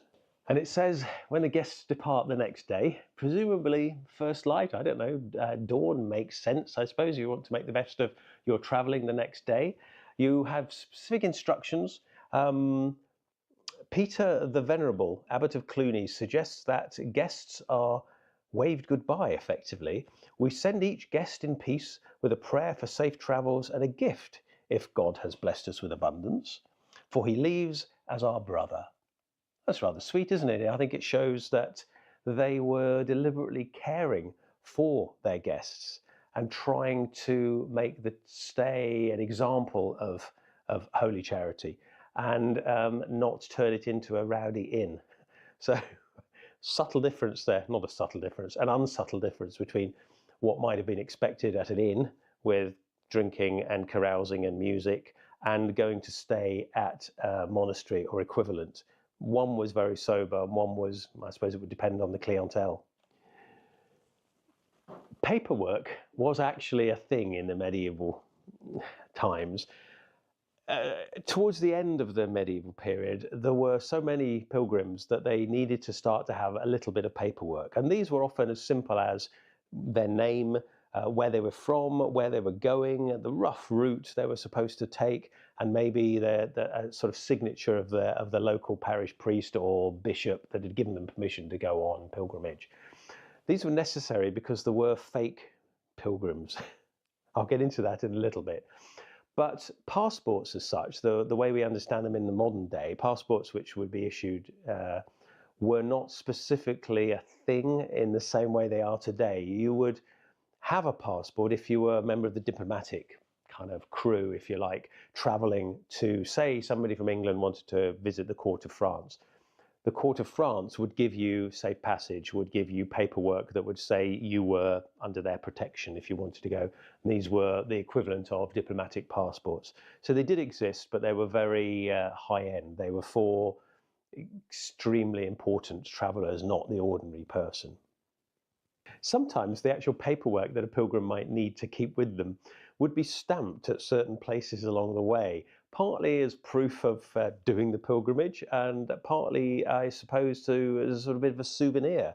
I don't know whether you got to keep your travel papers when you got back or whether they had to be handed in somehow, but I like the idea of people collecting little stamps on the way to their final destination as proof that they'd actually done their devotional journey. Towards the end of the medieval period, there were so many pilgrims travelling hither and yon that big places started to actually have pilgrimage police. They actually had officials whose job was to check the credentials and paperwork of pilgrims. Now, one of the reasons people pretended to be pilgrims was they were potentially more protected in their travels. You don't want to attack religious people on their journey. You might get the wrath of God on you. They did get attacked, of course, and they often travelled in bands, but there's some principle there. Towards the end of the medieval period, there started to be pilgrimage police. There were so many people travelling on pilgrimage that they needed a system to check credentials and check people were genuine. One of the reasons for people pretending to be a pilgrim was that tolls were often reduced or non-existent. You didn't have to pay transport taxes. You weren't necessarily searched so much for customs. So smuggling, pretending to be a pilgrim and smuggling was probably a bit easier. And also you got free food and lodging if you knew where to go, or certainly very reduced food and lodging. So there was a temptation to pretend to be a pilgrim. And of course, if you were out on nefarious purposes, you could travel in a group of pilgrims and sort of hide in plain sight. Pilgrims often wore specific types of clothes, specific types of hats with pilgrimage badges, and they sort of had a way of looking, so people would generally recognize them as a separate group from an ordinary merchant, for example, merchant traveler, which meant it was quite a good disguise because people would assume pilgrims were not up to bad things. So if you could disguise yourself as a pilgrim, you could probably get away with an awful lot more. So pilgrimage police were a thing, especially places like Paris and I presume Rome, some of the more major places needed to have security, but they also needed to have some kind of system to prevent abuse of the pilgrimage system. The other thing is customs. So if you were bringing back spices from your travels to Jerusalem, for example, which would be very tempting because they're very, very valuable. So a small sack of spice, if you could smuggle it home, you'd probably make a small fortune selling it. There were customs to pay along the way. And because pilgrims were not necessarily taxed in the same way and possibly not scrutinized in the same way, there's a temptation to disguise your smuggling as a pilgrim. And also there was a thing called pious smuggling. There's pious theft, but pious smuggling. So if you had been sold a fragment of the true cross, for example, you needed to pay tax on that when you brought it back home. But obviously, if you didn't tell anybody you were smuggling a piece of the true cross, you didn't pay tax on it. And so there was a temptation for people to not declare their souvenirs, their relics, as they traveled. And I don't know what that does to the morals of the situation. If you genuinely had a piece of the true cross and you didn't want to pay tax bringing it back from the Holy Land, where does that put you in terms of religious behavior? I'm not sure, but it's a really fascinating snapshot. People obviously didn't want to pay tax then, they don't want to pay tax today, but they were supposed to.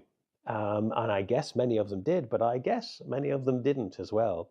So pilgrims traveling back from their pilgrimage, smuggling goods, was a thing that was done sufficiently for the authorities to take steps to prevent it.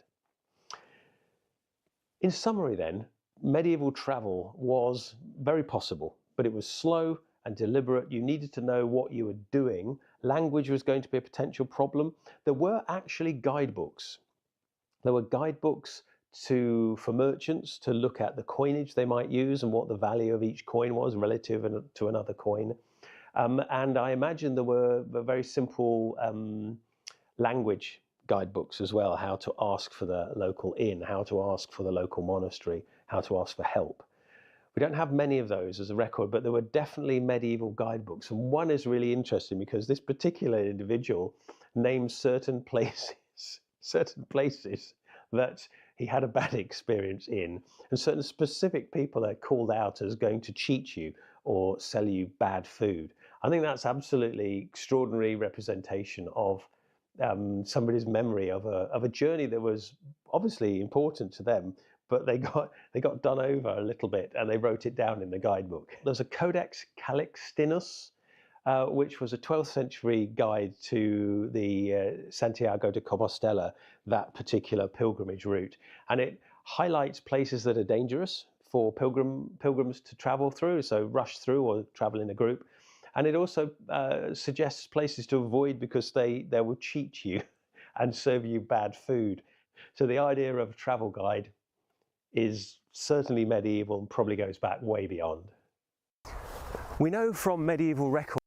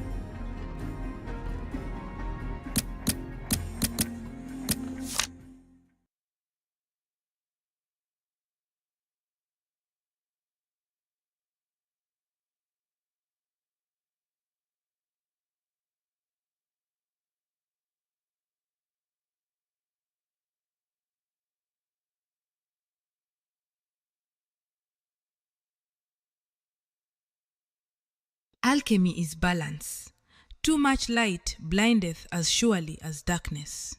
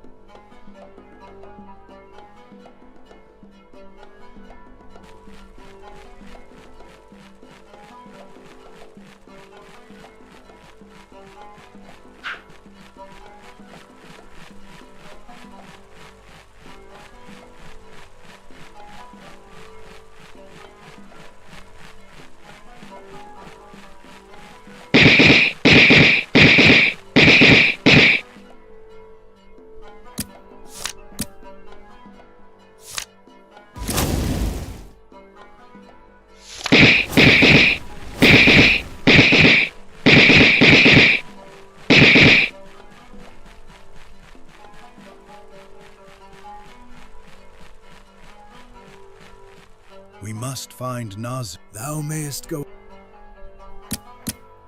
Thy bounty yet remaineth.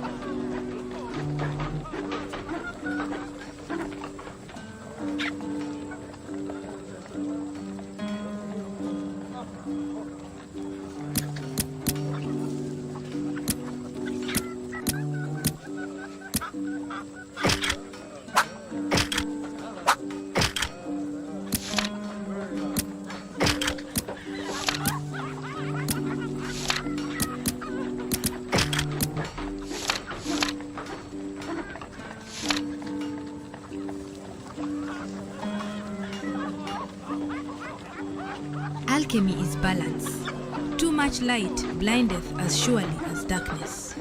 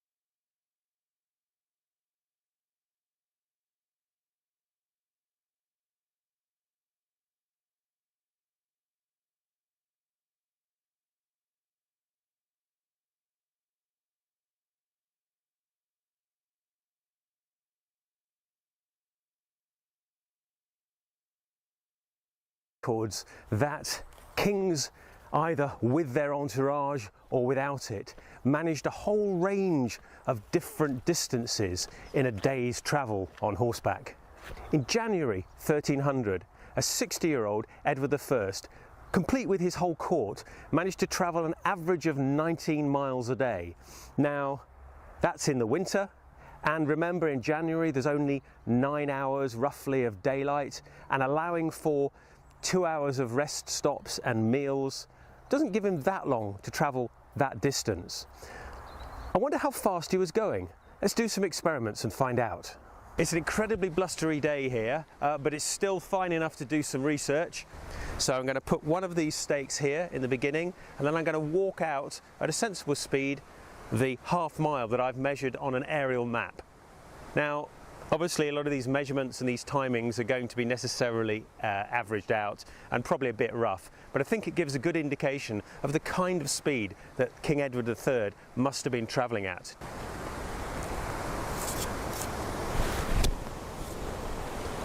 So there's the start point, and I'm going to walk the half mile down that way, not at any particular speed, and then I'm going to come back and we're going to try it again several times. So I am going to set off in a straight line all the way to that long distant line of trees and time it just at an ordinary walk. It's half a mile according to my satellite view, and we'll see. Here we go. Walk on. Good boy. 46 seconds. 11 minutes 30 seconds. Good boy. 12 minutes. Stop. 12 minutes 44 seconds to go there and back. Actually, that wasn't very difficult. That's just a casual, comfortable rate of walking on a horse. You could probably do that in reasonably suboptimal conditions, and I don't think at the end of the day you'd be particularly tired. That's a sort of nice, comfortable pottering along through the landscape, enjoying it and not rushing. So 19 miles in a day is relatively easy to do if you're mounted. But what if the king was in a state of national emergency and needed to travel really quickly from one place to the other? How fast could he actually travel in medieval times? In complete contrast to Edward I's more casual ride across the country, a younger Edward III in 1336 in September, so sort of the beginning of winter, travelled 380 miles in a maximum of 7 days. So by my calculations, that's roughly 55 miles a day. He wasn't encumbered with his court, he was travelling with a small retinue and he was trying to go quickly. How fast would you have to actually ride to achieve that kind of distance? 55 miles in a day is a lot more than 19 miles in a day. Now, we don't know how many hours in the day he rode for, but it's obviously got to be a reasonable length of time because it's remarkable, because it's written down. So the question I'm asking is, what speed do you have to go on horseback to cover 55 miles a day for several days? I think it's going to be reasonably fast, but it's definitely not a canter or a gallop, because a horse will be blown after a short while doing that. It's going to have to be a walk and a trot. Now, of course, medieval horses did other paces like ambling and pacing, but I don't have an ambler or a pacer in my yard, so we're going to have to rely on Warlord here, and we're going to see how long it takes me to cover half a mile at the speed I think you have to maintain for probably 8 to 10 hours in a day to travel 55 miles.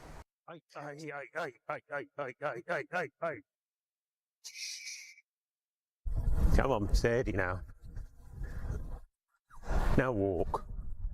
That was very brisk indeed. That was a bit of trotting, a bit of walking, but doing that for 10 hours in the day would be extremely tiring.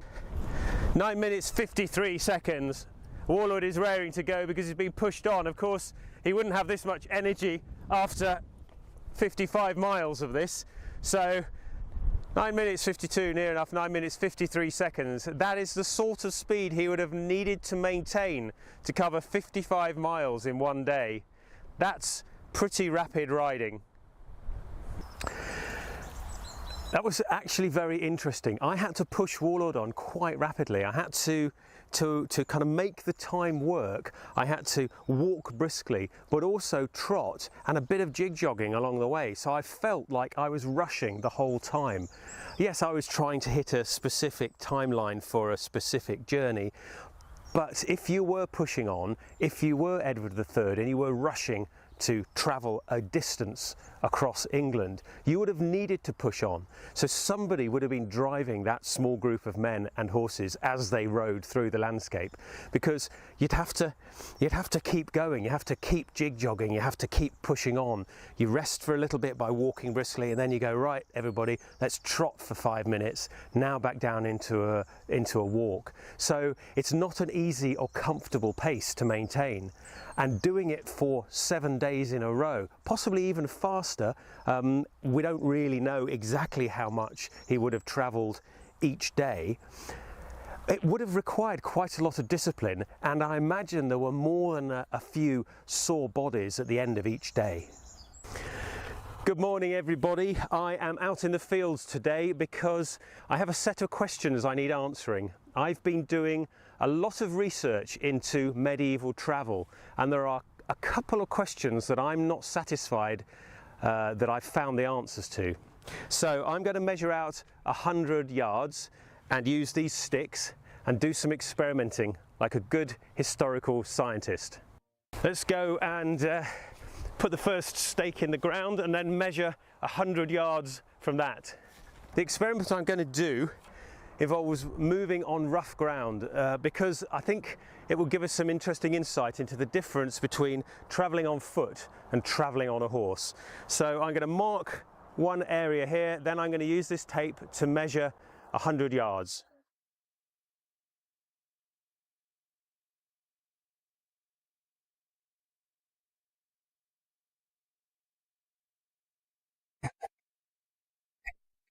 That'll do as the beginning point.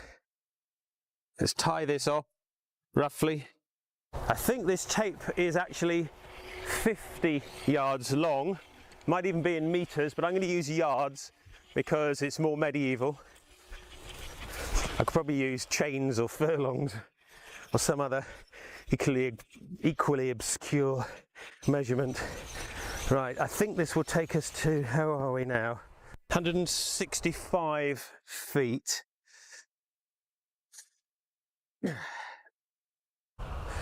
So, right, it's 165 feet. Let's go twice that distance to make it a bit more scientific. Although any experiment like this is necessarily going to have quite big error margins.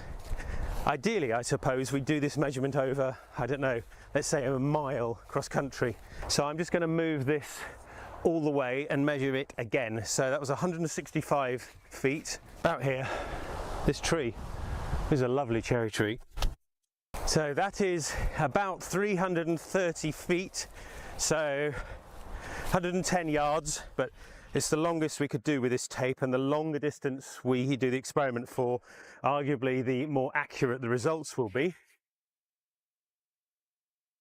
Interestingly, in medieval times, a lot of the measurements were not standardized. Some of you may have seen the market yards on the side of old churches. That was so that you could prove to a cloth merchant that they were selling you not enough cloth or too much. So the idea of having standardized measurements across a nation, or in fact just a standardized measurement, was completely unknown.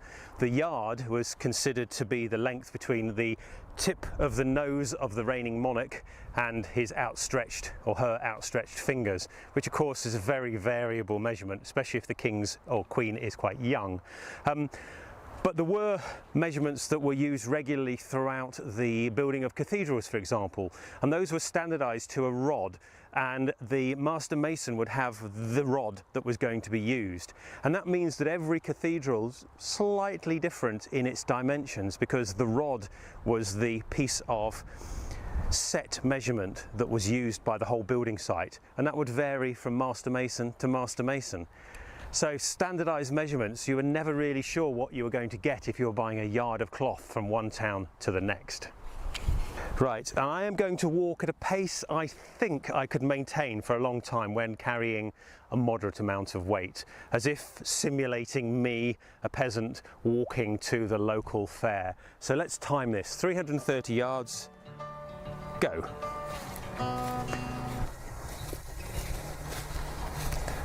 It probably seems a bit slower than you might expect, but for the purposes of the experiment, I'm trying to simulate somebody actually not rushing, just going at a sensible working pace for a long period of time. 1 minute 17 seconds, 2 minutes to go there and back, coming along, not rushing. 2 minutes 25 seconds to walk there and back. So that's 330 yards, 660 yards in 2 minutes 25 seconds. Now, that's on foot, and it's across reasonably okay grassland. It's not wet, it's not muddy, it's not a proper road though. Obviously in the medieval times there were lots of old Roman roads still being used, but there were also greenways and there were more rural ways. So this is going to be a very, very broad brushstrokes average. So what I want to do now is go and get on Warlord and try the same thing on him in a walk. Obviously horses can go faster than a walking human being, but I want to see what kind of speed you could go on the back of a horse, with the principle being you're not rushing, you're just sitting on a horse and walking to market mounted. I want to see whether it's more efficient. I think it'd probably be easier because you'll be sitting there. I want to see whether it's faster as well. So let's go and get on Warlord and try the next part of the experiment. Good lad. Right, I've got Warlord ready. Just grabbed him out of the stable, made sure he's groomed and he's ready to go. So he's not been warmed up particularly because I want to simulate the idea of just getting on a horse and going for a ride. I think that he'll be faster than I am on foot, and I'm just going to go at a sensible pace. I'm not going to push him forwards at a fast walk, just going to have him go at a sensible speed, the sort of speed that you might just be relaxedly riding to market instead of walking to market. Obviously it's going to mean less effort for me because I'm not using my own legs. Riding does take up energy though, so it isn't completely free to do. Let's go and see how the timing works out. Right, let's go to the start point and do the experiment. Start. I am not urging him on, I'm just guiding him, so he's walking at his normal speed. Obviously, horses would differ hugely in the speed at which they walked, but the horses that walked quickly would probably have been favoured. Good boy. Good boy, walk on. Halfway, 33 seconds. Oh, no, jig jogging. No, you'll spoil the experiment. Good boy. Oh, good boy. You're faster when you walk anyway. 2 minutes. 2 minutes for that. Lots of jig jogging there. Now that jig jogging actually isn't faster than walking. He just goes up and down more than going forwards. So it's a bit annoying. So maybe we will discount that last run, that last bit on the way home. That's another thing with horses, they kind of know their geography, and he knows that way is back home and that way is away from home. They go different speeds depending on which way they're going. And I'm now going to just tidy up the stakes because this is fun to do. Good boy.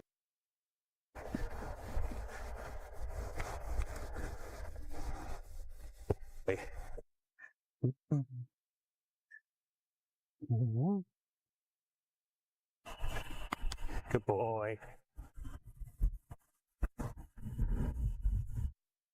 Come on, boy, steady now. Hey, steady, steady, steady.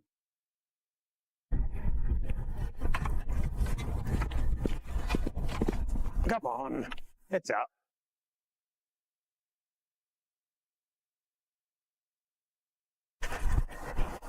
Good boy.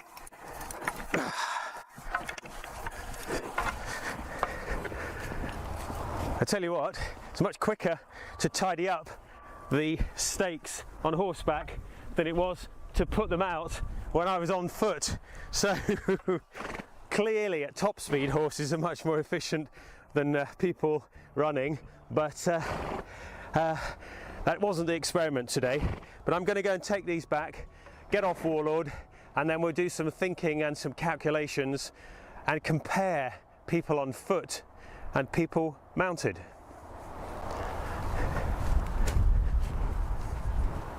I'm going to use very, very averaged figures because it's an initial experiment and we're not looking for precision, we're looking for general principles here. So for me to walk that distance on foot was about 2 minutes 30 seconds and on horse, with all the issues about Warlord going a little bit too fast at the end, was about 2 minutes. So you're saving 30 seconds, which over that length of distance isn't particularly significant, but it's about a fifth faster on horseback than it is on foot. And obviously if you were carrying a load, it would be an awful lot easier because the horse would be carrying that load, and at the end of the journey you'd probably be feeling a little bit less tired if you'd been riding on horseback.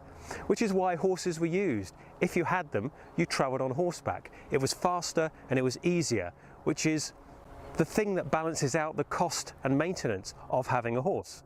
It's a very hot July day here in the centre of England. I'm not going to do any weapons training today. It's just too hot for me and, more importantly, hot for horses. So I'm going to go for a ride on Talos through the woods. The woods are, I think, noticeably colder, but we will see when we get there. Just being in the shade though reduces the temperature from, well, around sort of 37 degrees centigrade to much more manageable 25, 26 degrees centigrade when you're not in the direct sunshine. Let's see how that goes. We have to be very careful not to do too much overheating work, especially with an enormous horse like Talos, who's half Shire, half Andalusian, which makes him a Kingslander. He's a very rare type of horse actually. His size means he overheats quite dramatically. He's definitely not built for speed, he's built for strength. We want to be careful with our horsey colleagues. Good boy. You can see in the background, good boy, some bales of hay, which are going to be the food. His food in the winter. Right now I don't think anybody's very hungry. Good boy, let's go into the woods. Come on, good lad.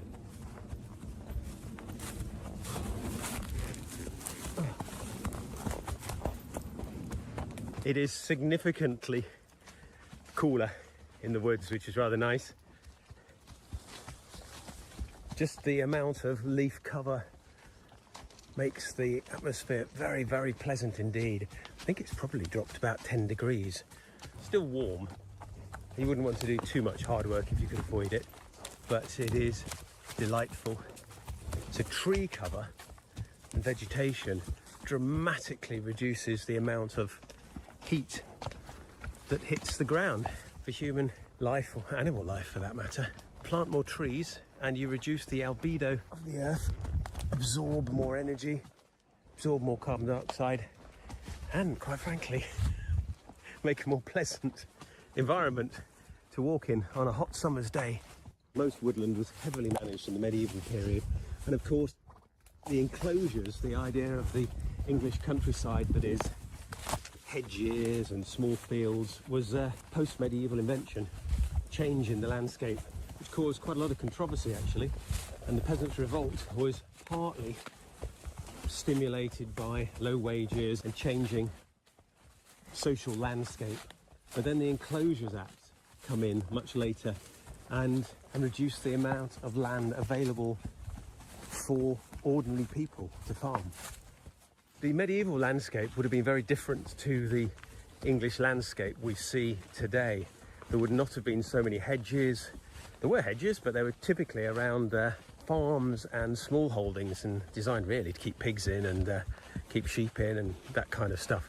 But the main growing was done in great fields, which would be divided into strips of land, which would be, in some cases, rotated through people, and certain people would have a certain number of strips, and they would change depending on circumstances. So there was a sense of community fairness. Now, I'm not sure it was that fair, but there there certainly appears to be a sense of understanding of fairness and the rules, and people were fined if they ploughed outside the land or in the wrong place, or made the bits of common land which were in between where you could get to your strip of land to do the job. If you blocked those with wood or bits and bobs of everyday detritus. So, and it still happens. There's a place called Laxton in England which still operates the 3-field rotation system, the Great Fields, and that is well worth a visit if you ever get a chance. The landscape is very different to what people expect and think of as English landscape. We've been talking a lot about medieval travel on horseback. One of the things that I'm always curious about is, how did medieval people see the world? I am lucky enough to be the guest of Hereford Cathedral, and they have kindly allowed me to stand in front of one of the biggest medieval mappa mundis that is in existence anymore. We don't know how many of these might have existed back in the day, but this is certainly amongst the oldest maps of the world in existence. It is an interesting thing because it is on one huge piece of vellum, and that calf itself, sad thing, was probably bred specifically to be used as this map. So you have the life of one animal represented here, but it's still being preserved, and it's behind armoured glass, and it's protected in a special kind of atmosphere so that it can last for another 1,000 years.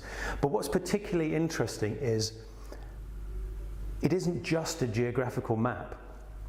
It's a map that represents the mind of the medieval person. One of the things that I find particularly interesting about this is, because Jerusalem is in the centre and the rest of the world, the known world as far as medieval Europeans were concerned, was Europe, Africa and Asia, somebody stuck a pin in the middle there, drawn Jerusalem, because Jerusalem had to be in the middle, which of course for the Christian world was the centre of the world, and then drawn the circumference of the map, which I bet they did with a big piece of wood or a piece of string, drew around that, and then set about filling in the details. And then as you go up on this map, which is east, you get to Eden and Christ on his throne in heaven. When you first look at this beautiful piece of artwork, you'll actually see that there's not a lot of geographical accuracy in it. The British Isles are not really shaped like that. Sort of vaguely are if you squint and close your eyes funnily. And the details are, they're not accurate in the way that we might think of a modern map today, not a satellite view as such, but it's more of a mental map of physical places. The rivers are in roughly the right kind of place. The Mediterranean is here, you've got big islands, you've got the labyrinth. And this is where you start to see aspects of mythology as well as religion overlaid on this map. So this map in many ways represents the fact that the medieval mind didn't think of myth and legend as separate from reality, because they're all there. You have the unicorn, and you have, interestingly, a rhinoceros as well. So unicorn and rhinoceros in the same place. So this whole thing shows that the medieval artist wasn't that bothered about the representation of physical reality, but this is a representation of spiritual and emotional reality that is the medieval world. This is what they thought reality was, with all of the many layers of myth, legend, religion, and geography, as well as elements from the classical world. So there are echoes from the very long distant past here, as well as signs of the future, signs of redemption and the eventual destruction of everything that the medieval person knew. One of the mysteries of this map itself, or rather this picture, because it's not really a map, I don't think it's fair to call it a map, I think it's bigger than just a map, is its actual data construction.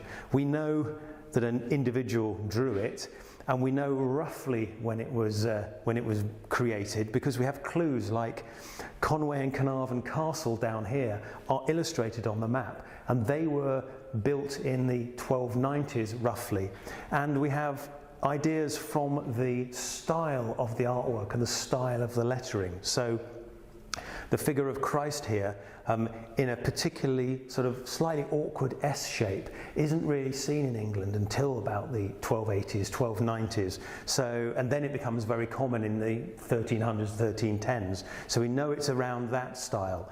And the lettering, we actually think we might know the actual scribe who wrote the letters, not necessarily drew the illustrations, but wrote the letters, because there's another book that is apparently in a very similar style of hand lettering. Today the Mappa Mundi itself in Hereford Cathedral is kept in conditions that maintain its integrity, but for much of its life it was out on display in the main cathedral, available for people to touch, available for people to see, and available for the sunlight to fall on it. So it has faded quite a lot. This, when it was originally made, would have been brightly coloured in the way that manuscript illustrations are in books, but where books are kept folded and hidden away, this was on display. So everything that could fade has faded. So for example, the rivers would have been in blue or green, and the sea, the Mediterranean and the Aegean itself would have been bright blue. We know there's a lot of red lettering on it as well, and the blue is an important component of colour in the medieval period because there were different types of blue. Some blues were very, very rare and expensive, and they were made of lapis lazuli all the way from Afghanistan, and other types of blue were from azurite, which is a more available, it's copper ore, it's more easily available. So different blues represented different wealths, and one of the fascinating things for me is that the words of Christ himself are shown in blue ink, and I bet you that's the most expensive blue ink available. Along with bright colours, this thing would have been gilded. There are, if you catch the light right, you can see some of the letters are coloured in with real gold, and some of the places themselves have got golden elements to them, and even the golden fleece up here has probably got gold flecks on it. So when this was originally in place, when it was a centre of both a religious and a tourist experience, it must have been very grand. It must have been very brightly coloured, and bright colours and the cacophony of and chaos of colours were very attractive to the medieval mind. The inside of cathedrals were often very brightly painted themselves. What we see today is a pale imitation of how they would have looked, especially because of the Reformation in the church, especially in England. But bright colours were a component of the factor that would have drawn people to see this mind map of the medieval world. You have an awful lot of geography down here. This is these are the British Isles here, with places mentioned. London, Hereford itself is mentioned and is slightly blurred on this because lots of people say that people were touching it